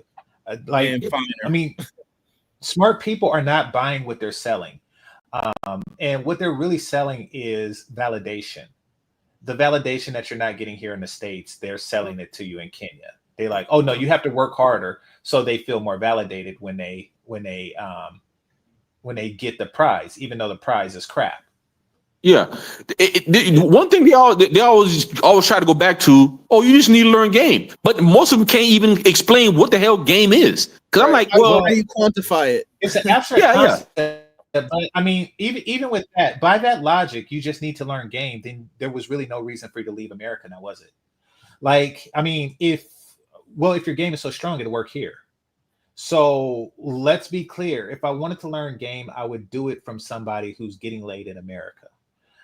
And I don't want to learn game because it's stupid. Yeah, but even the concept of game, from what I see in today, not when I was growing up, up to 2025 and beyond, if you don't have money, looks, status, or a combination of the 2 or 3, you're always going to be behind the 8 ball, no matter how you slice it. I don't care how crispy, how much vernacular it's almost impossible for you to get the women of today in 2025 and beyond to just go over there and just use nothing but words, no money, no motion. Yeah. And then you think that you're just gonna talk her in. You think you're just gonna talk her and she look good. And you think you're just gonna talk her head off and then she's gonna come along. Maybe when I was growing up, because I'm about to be 40. When I was growing up, it was a little bit more easier. And today with social media, wait. Let's not downplay that because I'm older than you. It was a lot easier. Oh, a lot easier. Okay. And you say that they so back in the 90s, which is my day, yours is the early 2000s, but it was not only was it easier, women only required one thing, one aspect of attraction that they valued. Now they require 3, meaning that if you were rich, then that was the one aspect. Now they want you to be rich, handsome, and have a six-pack. So, and that's for an attractive woman. That wasn't the case. So they have raised the bar while men have lowered the bar significantly in time. Yeesh. Seems to be the same thing that's going on in Kenya. But let me here's listen my to thing Lion with right quick, the- and then I'm going to play the video. Here's the thing with the quote unquote raising the bar with women. That's what they say. That's not what they do. There's still plenty of women out here sleeping with and getting impregnated by a lot of losers with men with no money, or they have money but they have no status. So I kind of wipe my ass for a lot of these things that women say, because when you're out here dating, that's a lot of that stuff is actually bullshit, and it's actually even worse because most women, like most men aren't rich. Most men aren't rich. Most women aren't beautiful. That's true. Well, but then let me clarify what I was saying to you, Lion. I'm saying that they require three things. Those three things are not necessarily money or looks or anything. They just require those three things. Like those three things for the guys that you're talking about could be status, or charisma, or she's very attracted to him. No, I got you, and or physical attraction. Exactly. I'm not confused. But it is three things. Like I got what you're saying, but I got what you're saying. My thing is they can have all the requirements all damn day if they don't have anything themselves. And that's the thing. Like most women practice hypergamy. All women practice hypergamy, but most women suck at it because a lot of those women aren't beautiful or pretty enough to get the things that they're asking for. So I mean, when I say raise the bar, they have to be less pretty and less beautiful than they were in the past. Now, let's go back to the 90s from what I was talking about, right? In the 90s, on Friday, Ice Cube wrote open insults against Janet Jackson. Chris Tucker, seen Janet Jackson. She was like, "Ooh, what's up? Not a damn thing." And then Ice Cube was like, "I'm clowning." Janet Jackson ass got a little bit. It was commonplace. It was reasonably acceptable for men to make fun of and denounce overweight women. Now, if you fast forward to and he did that throughout all the Friday series. But if you fast forward to the Barbershop, his most recent Barbershop movie, there was an overweight woman that the white guy was into, so he went from doing that to promoting that particular lifestyle and behavior. So, I mean, there is a reason for that, and that's because of the diminished standards of men. I remember when Queen Latifah was considered big. And now she's like regular. This is the black community who swear up and down that we love BBWs. I'm alive long enough to know that we do not by a natural construct. We would condemn it with utter disdain that you will only hear me talk about. Exactly. So the standards have diminished. Black men were convinced to lower their standards, while at the same time, black women were convinced to raise their standards. Okay, well, on that note, I agree. But I'm like, raising your standards and actually accomplishing them are two different things. Well, they accomplish it with Austin, apparently, because he's a dude that works out just so he can get with fat ass broads overseas. And that's what I was going to piggyback on. Yeah, so it's working with Austin, and apparently it's working with James too, because the nigga was working out while he was on the stream. Now, okay, you would say that some guys that are more of on the higher attraction level to women, that who women will find attractive, you would think that they would be shooting for the more attractive women. No, they'd be over there, reaching down to the fives that are a whole lot more easier, and they'd be picking them all up. So then when a guy who's average would be like, hey man, I would want to mess with her. But she, you said hypergamy. In her mind, she like, hey, but this hotter guy wants me. If you're still here when I get back, then we can talk. And then lower standards, the guy would be like, okay, well, hey, we know if it's meant to be, then it's meant to be. Well, and that's the cycle. Men have. Somebody said obese women are not are easier. I'm gonna say that obese women used to be easier. They used to. Yeah. That's true too. They have become, the low hanging fruit has become unpickable.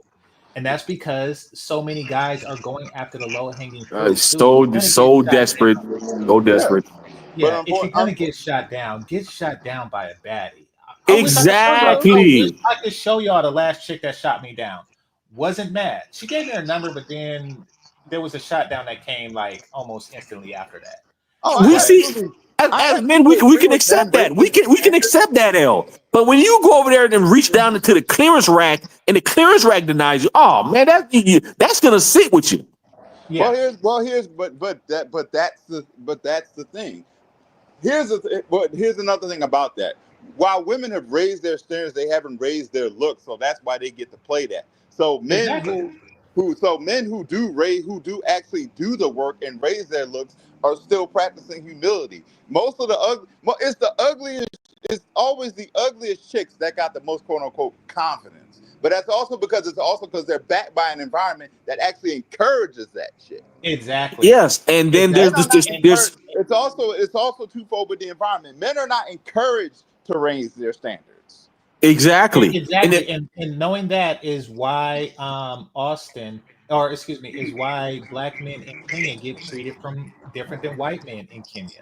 It's because they know that white men don't come from that environment and that they have standards that the women have to follow, not the men. I'm gonna let you go, and then I'm gonna play a little bit of this that we have here. Yeah, there's too many simps. There's too many simps that's willing to accept anything. I mean, just anything. My only thing the about black community is a simp farm. You got it, Lion. True, but I believe there are. But here's the thing. Here's my thing. In the simp economy, white men are still number one. Black men are right behind them. That's my only pushback with the simp economy. Yes, black men are right behind white men when it comes to simps. I think white men are ahead of us, but black men, it's like black men are like 2 seconds behind them. For the black community? Hold on. I'm gonna say this, then I'm gonna play it. Bullshit. If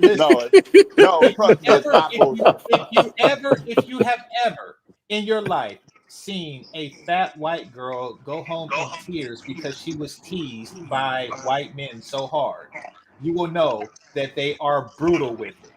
That is not selfish thing to do. Do you know what a pig party is? Do you know what a pig party is, sir? Yes, I have. I have seen plenty of white men who shouldn't be laying down with whales, lay down with whales. No. A pig party is when white dudes bring piggish looking white women to a party to make fun of them. And then there's a second part to that you're missing. There's a second part to that. Excuse me. You cannot tell me that any community that calls fat bitches queen is less simpish than any community ever. Here's the second part to that, what you're saying about that pig party. There's still a white man that's going to take her home. Well, there's a black man that'll take her home quicker. There's a taller and more handsome black man that will take her home quicker. There will always be a white dude that'll be right behind, that will be right there to take the fat bitch home. I don't know, man. That's not true, but we do know that that's true for black men. Black men take out the white trash. Listen, there is. Go to Walmart right now. Go to Walmart right now, and I don't know where you live, but go to any local Walmart, and you will see a fat woman who's either with a black man or a fat woman who is either carrying mulatto children. Yeah. I was just at a Walmart. I swear to you, I'm gonna play this video. I saw what you saw, but I also saw fat white bitches with other white men as well. So fair enough. They have lowered their standards too, but not to the extent of black men. We can agree to disagree otherwise. Yeah, I am not saying black men are running this race real hard in the simp economy. I don't disagree with you there. I still think white men are slightly ahead. That's all. Black men have the lowest standards of any men that has ever existed. That's because it's more glorified. That's because it's more glorified and showed on social media. That's because it's always is more glorified and put on Front Street on social media than it is white. Fair enough. We can agree to differ, but let me play the video.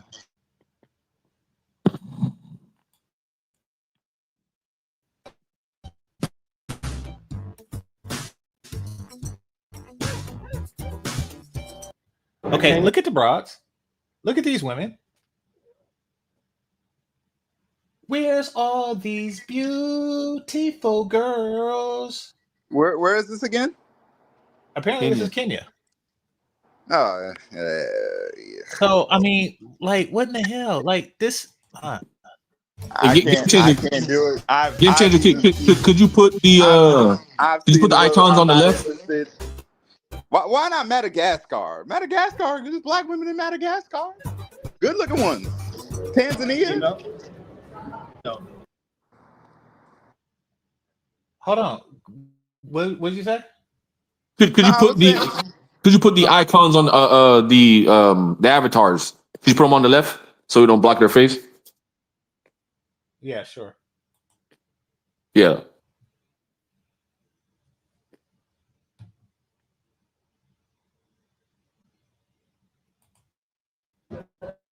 The people want to know. Black guy, white guy, mixed guy. What's your preference? Why did she say of course? This is my first time watching this. Why did she say of course? She's like 45 years old. Why Good did luck. she say of course? I mean, holy of crap. course she said that. She said it like asking a 4-year-old, do you like broccoli or ice cream? Of course, ice cream. That's right. Notice how she said, of course. This is the place. Remember, Austin left because one black woman said that she preferred or implied that she preferred this white guy over him. Wow. She just said, of course, white guy. Dang, Austin, you are taking L's. You are the one selling point. The one selling point that you had of this place was racial solidarity. You know, our black male solidarity amongst his women. And here you go, and look at her teeth. Look at her teeth. Her teeth look like a cylinder with a graduation things on it. Oh my god! First of all, like a bicycle smoke. What? Like, of course, white hell? men. Ma'am, you clearly failed at hypergamy. Hang it up. Go ahead and find you the nearest local other black dude and call it a day. Ain't no white dude coming to save your old ass. Ah, this is an extraordinary L. Can Austin produce a video where he can get, you know, a bunch of Kenyan women saying that they prefer black American dudes? This is ridiculous. Let me holy okay. Thank you, Cortez. Let me hear some more. Why? Because they're caring, they have the sense of humor, the provider, you know. Just few, they're arrogant, but most of them, they are kind people, not like the African style. Okay. Yeah. And that's one female's opinion. And we're going to move on to the next. This is Emma. Yeah, this is Emma. And you are? Zoe. So go ahead. You don't have a preference for black, white, or I mixed? don't have preference on skin color. Uh-huh. Yeah, because that is extremely basic, extremely shallow. So I would look for, we were talking about intelligence a few minutes ago. And right, because at the end of the relationships do come to an end. Yeah, for whatever reason. Yeah. It could be death. Hopefully not always. Yeah. Did this bitch just say relationships come to an end for whatever reason? I mean, I don't disagree with that. They do. That's not the goal. Like, to accept that as a norm. Why would you invest in a woman who feels that relationships are inevitably going to end? I mean, would you hire somebody? Would you hire somebody that says, this job is going to end one way or another? It's like, well, how many relate? Well, I mean, let's be honest about where we are. Would you work for a company that says, listen, one day we're going to fire you? How many relationships do you know actually last and stand the test of time these days? Well, it's probably because they go in with the mentality that the relationship is going to end. Okay, GC. I mean, we're a long way from this everlasting love thing. I mean, if only. I mean, here's the thing.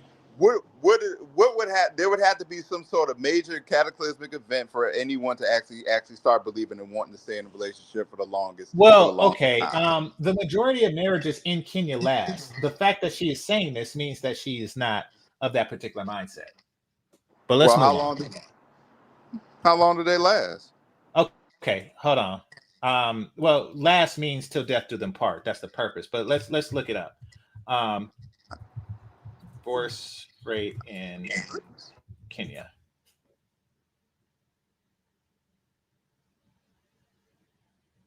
Uh, 9.3%, meaning that the other 99.7% last. But how you said last how long till death? Are we talking Well, till yeah, death till do they death do you part? part. What the hell? No, I'm asking you. You gave me a percentage And of I'm how giving many the of them answer. last. No. The question I asked was how long do they last? You just gave me a And I percentage. just said till death do you part. That's I don't know how long a person lives. I don't know how long a Kenyan person lives, but that's how long it lasts. Okay, GC. Never mind. All right. No, but it could be death. It will still come to an end. For example, or it could be a breakup. So with breakups, they become very personal.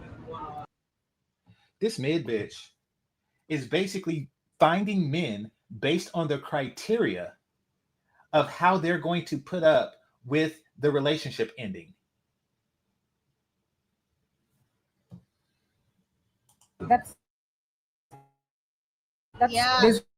basically my peak. It becomes a mental health issue at this point, you know. So personally, for me, as I was saying, I want a man I can have different conversations with, you know, and I don't have a preference when it comes to color. I just want someone I have good chemistry with, a respectful man, someone who will just bring value to the table. I mean, you know, yeah. So that's just my preference. So that's Joy. This is Emma. One from Nairobi. One from Diani. Thank you. Thank you. This is Charlotte.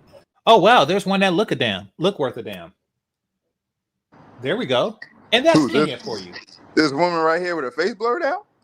Whoa, hold on. I'm not attracted to blurry face women. Why would you ask that? I didn't see the other woman. Well, you know, I'm not talking about the blur face. No, I didn't see the other woman. That's why I was just saying go back. I didn't see no worries. White or mixed, guys? Which one you like best? White. Why white?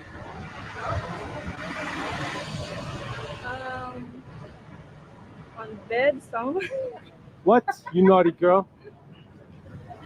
They're foreigners, so like we're used to black, so prefer the other.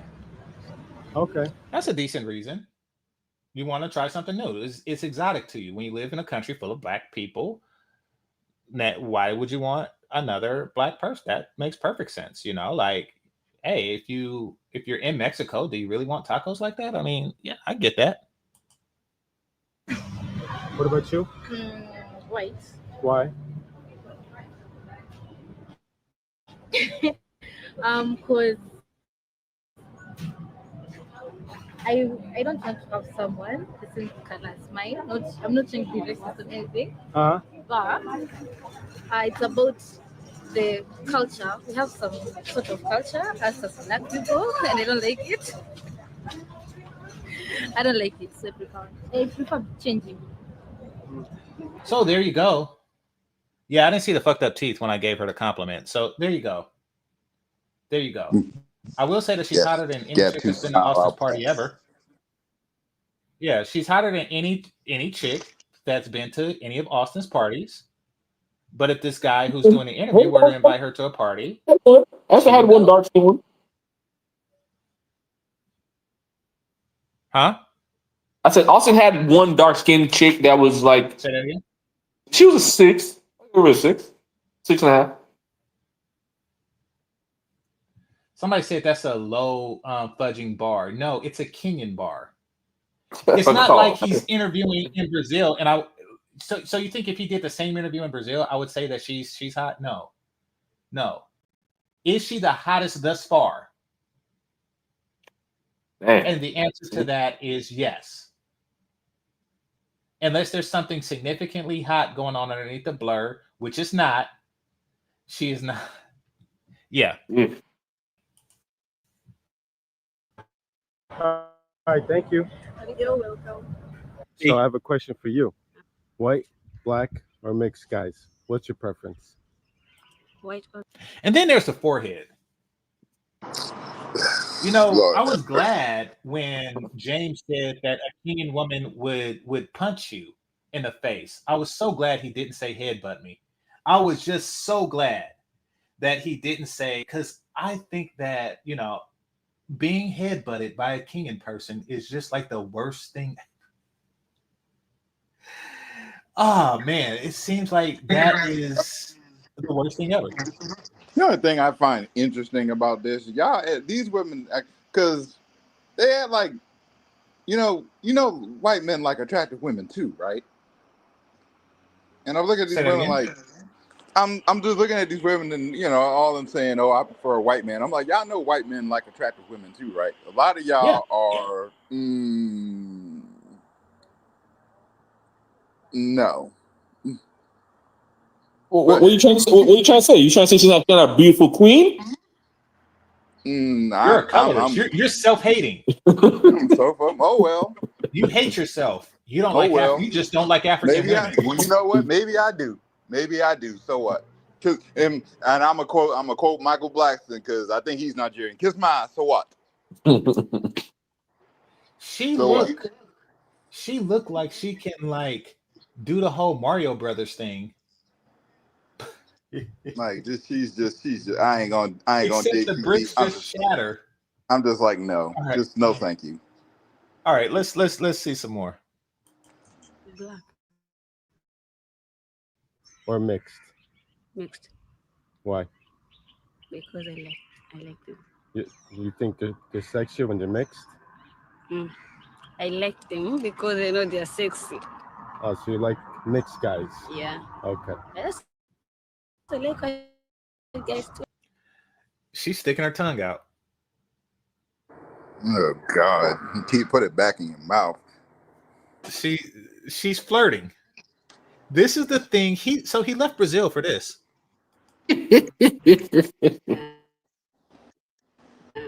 Find them sex when they're mixed. Okay. Is it the texture of their hair? The mixture of the skin tone? What is it? I think physically, how they're fit, and their skin tone too. Okay.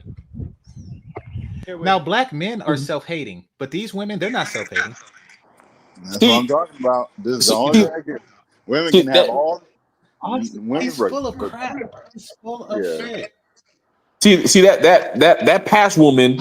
I mean, she's a decent, average to below average chick. That I'm pretty sure if a guy met her in the beginning stages before he had built his kingdom, and she was cooperative and listening and doing everything he said, I'm pretty sure a guy would give her a chance and date her. But obviously, to the black queens, you can't let them feel that like, oh, you're giving me a chance. Oh, what are you trying to say? I'm not qualified. So, but no, she's not. And I wish more men need to start getting more comfortable saying it. No, man, damn well, men ain't finna hold their nuts and say that type of stuff to the black queens. You ain't even got to say all that. You just say no. Just say no. Well, I mean, I think we're missing something important, and that is this guy is out in Nairobi, and this is what he finds. He could interview the most beautiful woman on the street, and he probably did. Like, this is what you can expect. As a black guy, you will run into these 5 females, and this is what you would expect. This is what you flew all halfway around the world for, and spent an exorbitant amount on a ticket just to hear these not too pretty women shoot you down when you could have went to Brazil. Nah, I'm good. I'm gonna go to the continent where there are more women that work out there. Yes, because I prefer women, because I work out, and I strongly prefer women that work out. I'm not about no. Well, that's because you're a heterosexual male. Yeah. With a brain. Yeah. Yeah. Dr. Fifi. Fifi, answer us the following question: black guys, white guys, or mixed guys? Hit me with the answer. What's my preference? Yes. To date? To date, to marry, whatever. No. Like, what's your preference to eat spinach with? What in the fuck? To date? Honestly, no. Actually, she told you something when she told you something. You said that to date. Like, oh, so you fuck black men, but you'd rather what you really want is a white dude. She pretty much told you something when she said that. It's like, I'll settle with a black dude. Like, I'll settle with a black dude, but what I really want. I see. But what I really want, that is the real reasoning behind her asking the question the way she asked it. So casual sex is a thing there. It's just not a thing for James. Because James was talking like, these women are never, only 1 in 10 with you will get, only 1 in 10 of them will get physical with you. Oh, that means that only 1 in 10 will get physical with him. Got you. Okay. Let's move forward. Okay. I would say mostly it goes to, I will not say directly like a specific race. It depends on an individual person, how they treat me. But from my personal experience, maybe someone who appreciates a lady, they know how to respect that person and how to appreciate them, and not the woman, because I guess a man is supposed to be like a provider and the head, and then the woman is supposed to support. So I would say from my experience, I've had a good one. Okay, there you go. So let me get this straight. Your preference is based on character, not on looks. Yes, I think I say it's not specifically on race. It's about a person. And the person who treated me best, I've had a black guy. There it is, right there. Because right there. Well, it's interesting because I get it. It's interesting because he has follow-up questions when they say black, but he don't have follow-up questions when they say white. That's interesting. Yeah. Another long-term relationship with a white guy. So if I compare the two, I had a better experience with the white one because he appreciated me as a human much more than the black guy who is, I'm black. My brothers, my dad, my kid, maybe is black, but we try to. Really? I would have never told. No, I'm black. You can see. You can see. It's not like I hate. So she's not picking up on his humor, probably because it's kind of corny. Like, oh, really? I can't tell. He's like, no, I can tell. Okay. Well, I think about her. I don't. But from my own experience, well, maybe the black guy dropped the ball. I don't know. But it doesn't mean all black guys are like that. Because, for example, my dad has a very good marriage with my mom. So basically, she said black guy. He said, really? And now she's second guessing it. I'm hoping to get something like that someday. Yeah, you're hoping to get something like that someday with a white response from Dr. Nah, it wasn't a very smart response. Shami Kisumu. And this is Millie. Hi, guys. Oh, there you go. Here. Oh, God. Yeah. Question is that. You ready? All right. Not sure about it. Yeah. Black, white, mixed guys. What's your preference? Since I'm a plus size woman, I like black. Oh man! I knew it. I knew it. I knew she was gonna say it. I knew it. I knew she was gonna say it. Man. I knew it. I knew she was gonna say it. Yeah. As I said before, black dudes are second place when it comes to this. Ain't no second place. Nah. There's still There's 1 and 1A. They're damn near on the same level. That's why I said they're right behind. No, it's second. It's first and second place, and black men are right behind them by like 2 seconds. Nah, man. Dudes that's getting out of prison, men that's getting out of prison, this is their specialty right here. As only because of social media, why it seems like black men are. Hold that L. We have got to hold this L, brothers. You got fat women saying, "I prefer black men because I'm fat." Oh, y'all niggas do not help. But this doesn't make me take back anything I said before. Of Africa. It is the Mississippi of Africa. You want to know what Mississippi and Kenya have in common? There are 2 places I will never fucking go. If I am dead in Mississippi or Kenya, it is because a plane crashed on the way to somewhere better. Fuck that. Fuck that. Oh, damn. Damn. And she got the hair. God damn it. You got to rewind it back like 10 seconds so the brothers can hear that again. They can hear this gospel. Yeah, they got to hear that. Oh, look at the face. They got to hear this again. I'm going to do too. Oh, man. This is, oh, dang. Squeeze it, squash it, gamma. Okay, here we go.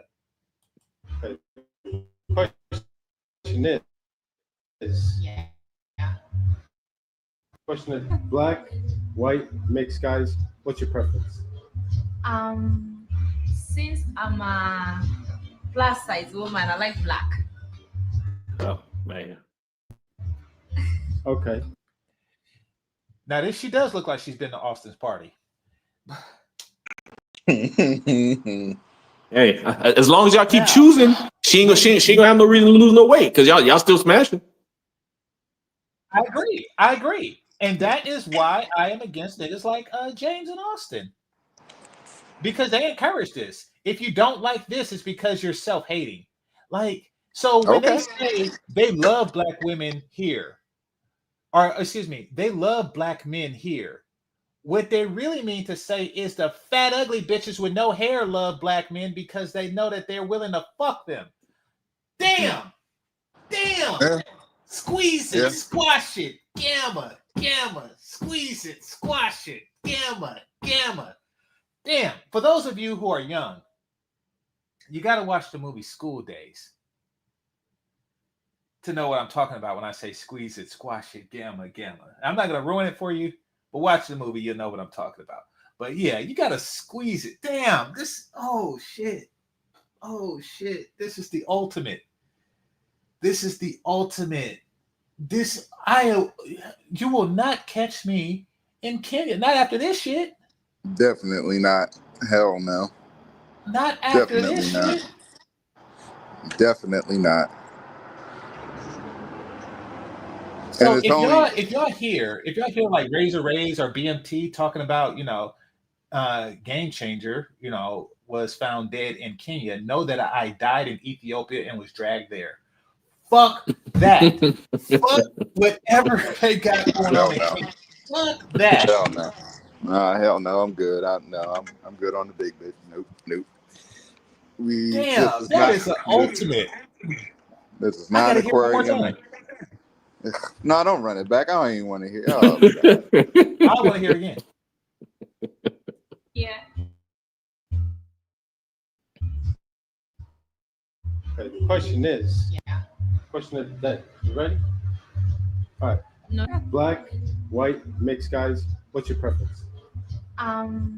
Since I'm a plus size woman, I like black. Okay. Yeah. That's the reason? Another reason, I don't know. Yeah, that's basically what she's saying is I don't look good enough for a white man. Oh, squeeze it. Basically saying I am not hot enough for a white man. And Austin wants you to go here. Oh. Here's what they think about you. Just like that. All right. No problem with that. Black, white, or mixed guys. Ooh. Oh, man. Why? She said that plainly. She said that plainly. Oh my gosh. And she got the Comey hairdo. The homie hairdo. Oh crap. She got a Louisville. A blonde Louisville. All right, let's listen.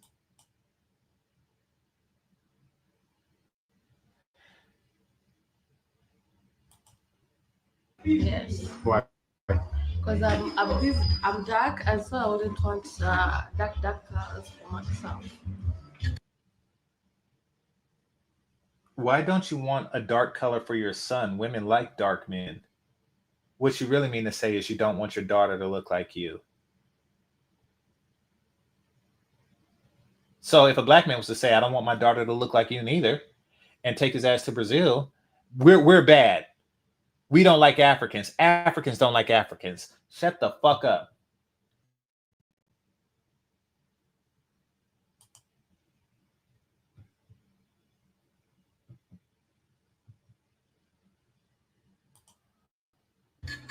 Are you want to have a mixed child? Yes. Like Obama? Yes. Because you're a Luo, Because like I'm his father. Yeah, I'm a Luo. So you want to get the next American president? Yes. The next Luo American president? Of course, yes. All right. No problem. Represent with that. So here we have lavender. If I were to say that, I'm getting with a white woman because I want the next Black American mixed president. I would be a colorist and I don't like black women, et cetera, et cetera, et cetera. You'll get your channel struck down. Yeah, exactly. But I'm talking about from Austin. Austin is saying that if you don't like women like this, you know, blah, blah, blah, blah, blah, blah. Question. Okay. I haven't told you what the question is, correct? Yeah. All right. Black guys, white guys, or mixed guys?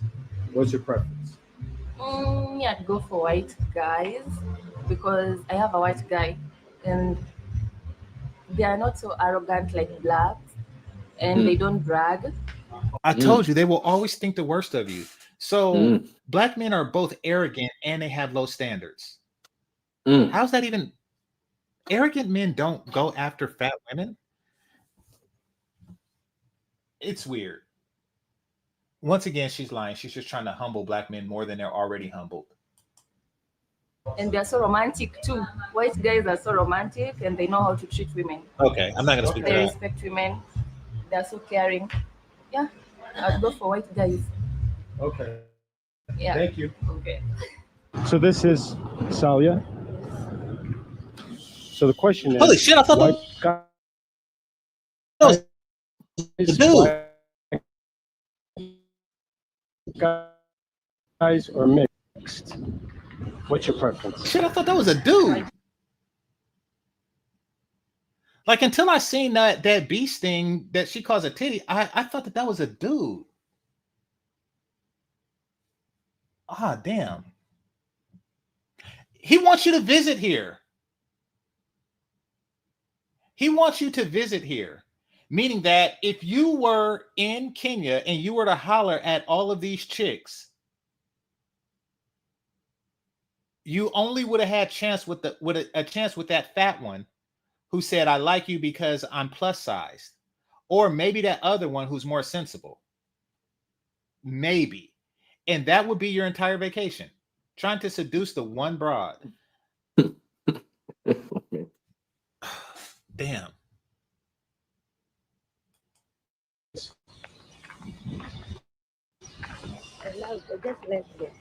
Is it because of their character? Is it because of their looks? What in particular?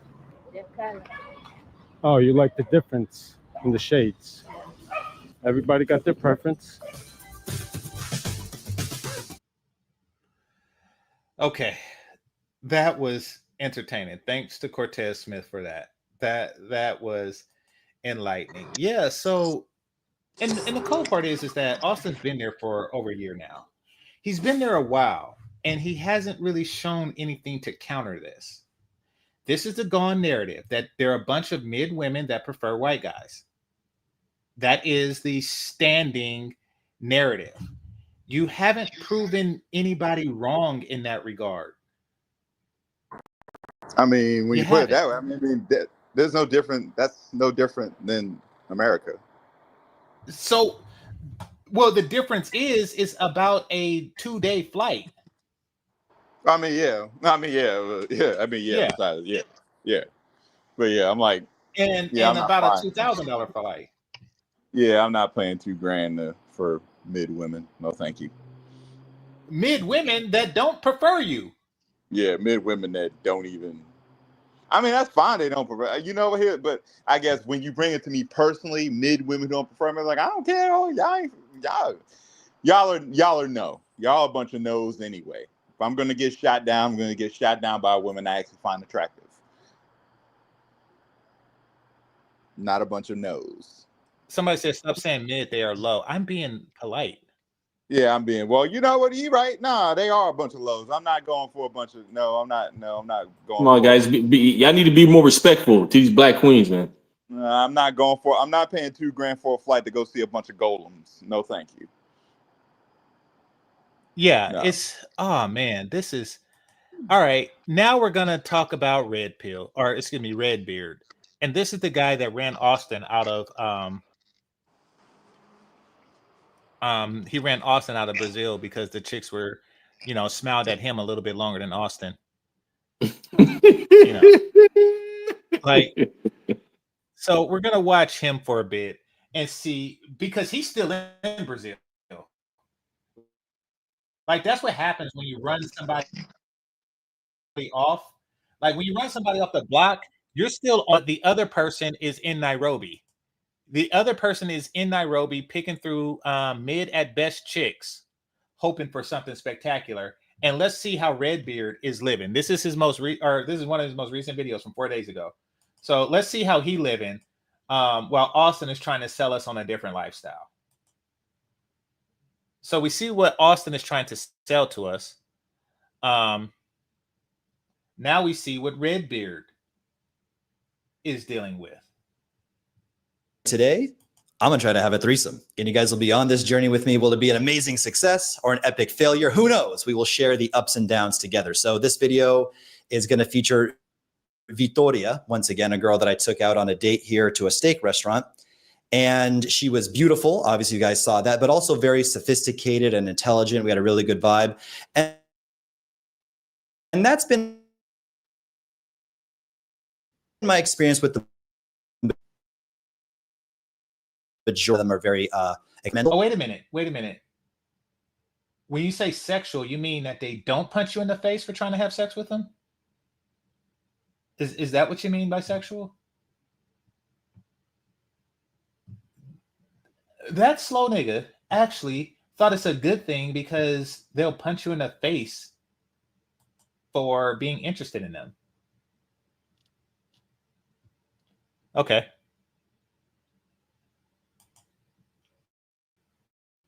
Men and women, all that type of stuff. They're not easy by any means. Brazilian women are very sophisticated and intelligent. At first, I thought she had like a little pudge to her, but, well, she's looking good in that blue bikini there. Like, Dizam.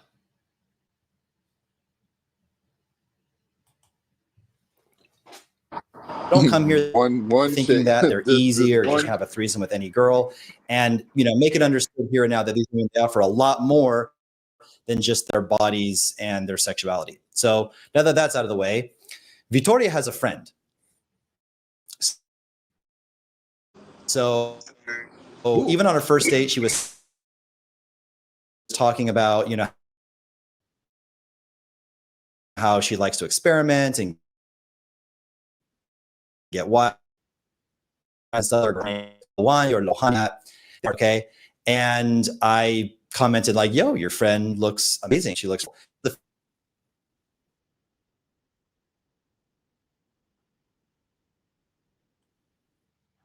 Okay, so fellas who are on the panel, do you hate African women? No. Well, I wouldn't say hate, but I dislike the portrayal of the black American woman mantra from an African. I mean, if they Like, weren't or trying like, to. like Yeah. kind of like how she No, I agree. like. I agree. You're saying that Black American female culture is spreading to Africa. Yes. Yeah, I don't like. Yeah, I don't like that. That's an automatic. I don't hate them, but that's an automatic turn off for me. You're pretty much trying to be a foreign Keisha. No, thank you. I'm not interested. We got And enough it's of those. prevalent in their entertainment too. Like Yeah. if you watch like Nollywood movies, it's like, okay, these women are quiching it up. They're a Plus a lot. broker Keisha.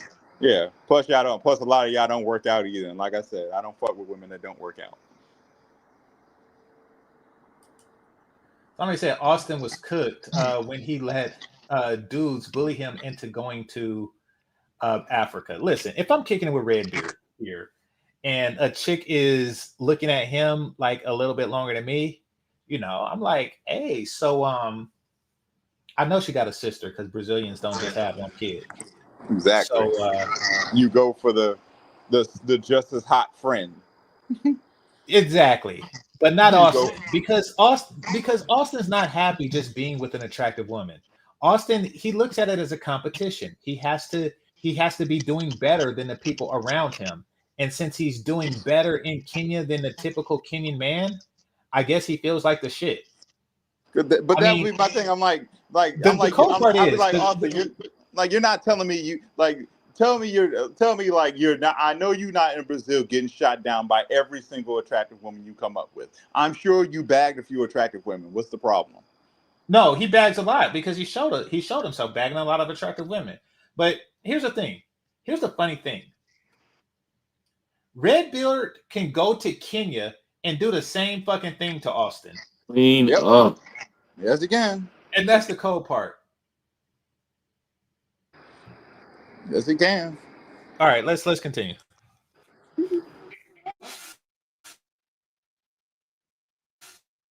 I don't know what's the deal. I don't know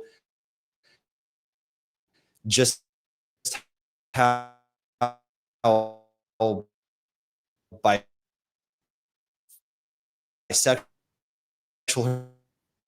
I don't know if her friend is going to be into me physically. We haven't really talked about any of that stuff yet. So we're just going to play it by ear. I'm going to call Victoria on the phone in a second. Boys, this will either be amazing or it'll blow up in my face, but who knows? Like I said, you guys are on the journey with me. So, all right, guys, I'm going to call her literally right now and see what the plan is. I think everything is already set up. Well, she's calling me. Oi. Pode me escutar? Sim. Ok, legal. Então, você está prontinha? Sim, meu bem, estou pronta. Legal. Sim, já falei de você para você vai chamar o Uber. Legal. E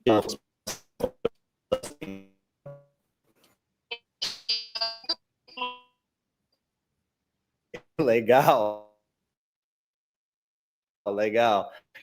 Então, acontecimento vai querer fazer coisas, digamos, a gente três ou... Então, eu não sei ainda, mas sim. É o seu tipo fisicamente dela, você acha? Eu acho que sim, ela gosta muito do seu estilo.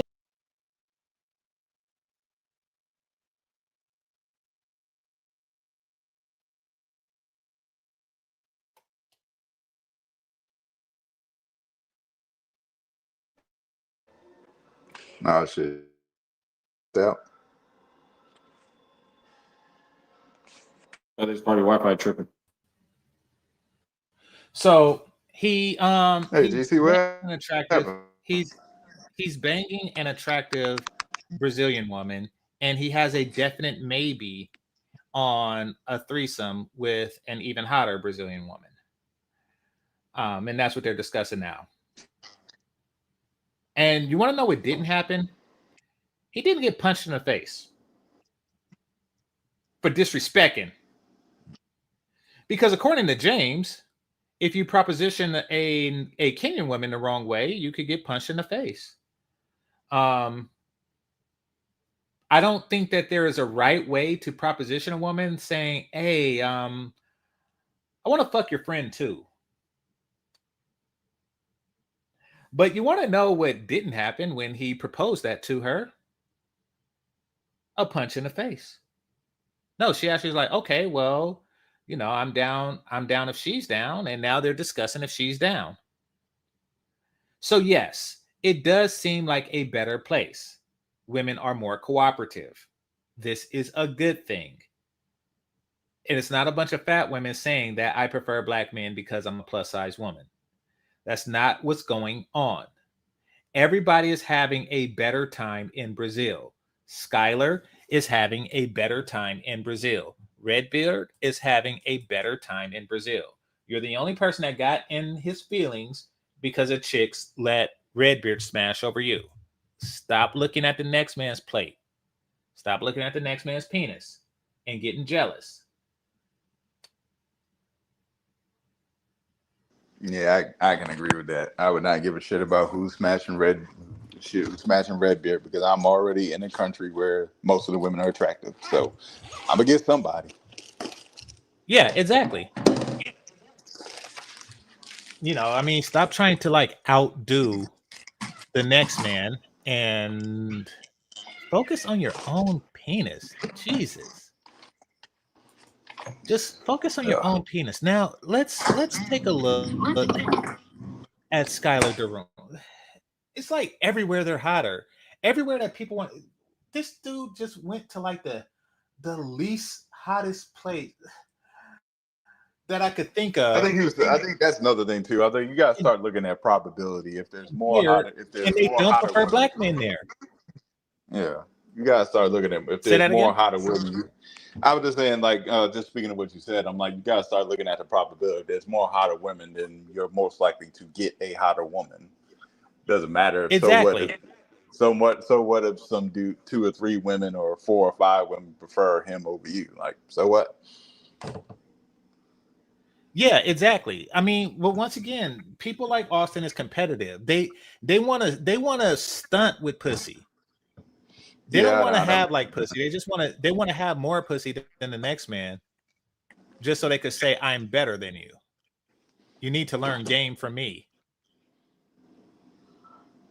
It's not a competition in that regard.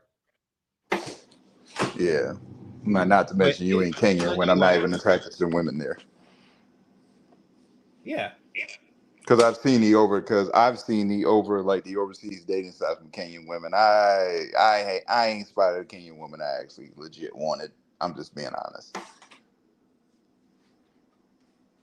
Yeah. I ain't spotted one I wanted.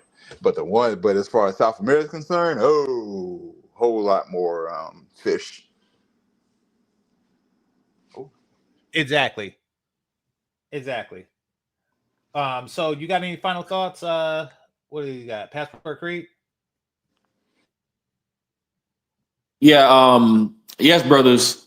Instead of you guys paying for game and consultations, you put in the same effort and funds towards learning the language, because that's literally half the battle. Because how are you going to flirt? How are you going to crack jokes if you can't even continue or format a whole conversation without looking at your WhatsApp and grabbing your passport? But hey, don't listen to us. Don't listen to all the content that's out here. If you want to stay on the plantation and keep banging your head against the wall, we'll go ahead at it. Let me tell you, fellas, the biggest obstacles that I've had in my travels as far as seducing women goes is the language barrier. Conversations will go very smooth on WhatsApp. We WhatsApp back and forth and everything goes smooth. You're not going to be smooth using Google Translate while talking to someone directly. You're going to lose points.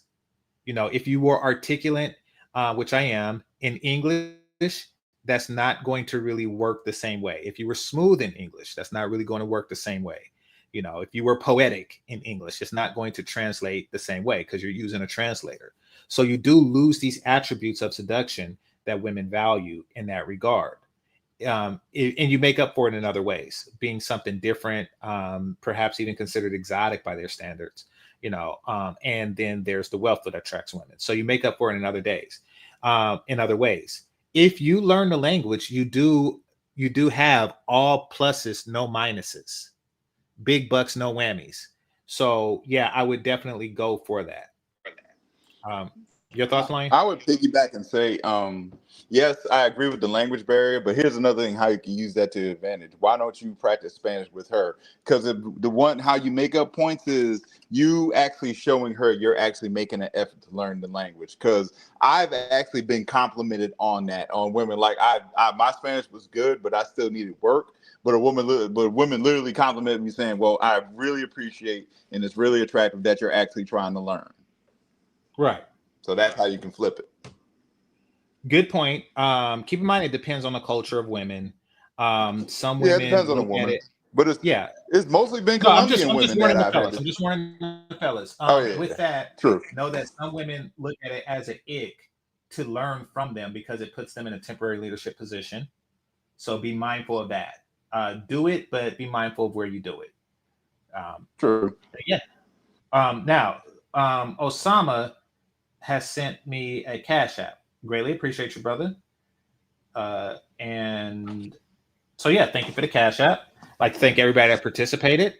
Those who are listening silently, those who participate in the chat, hit that like button on your way out. And this is GameChanger 00100. Game over. Peace.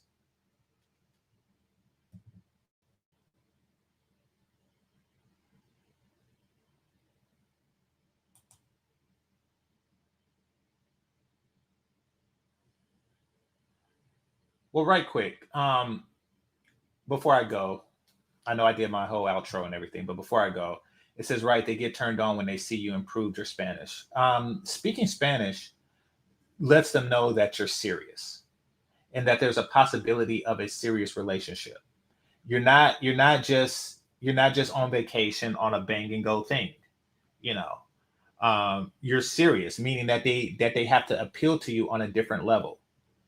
Meaning that because really, like, the assets that you have, being wealthy and stuff, don't really matter to them if you are not looking for long-term relationships and they can't enjoy your wealth and, you know, and everything else. You know, you're a pump and dump at that point, and they know it because you got to go when your visa goes. But if you know Spanish, you know, it means that, okay, this person has long-term designs and so do I. So you open yourself up to that.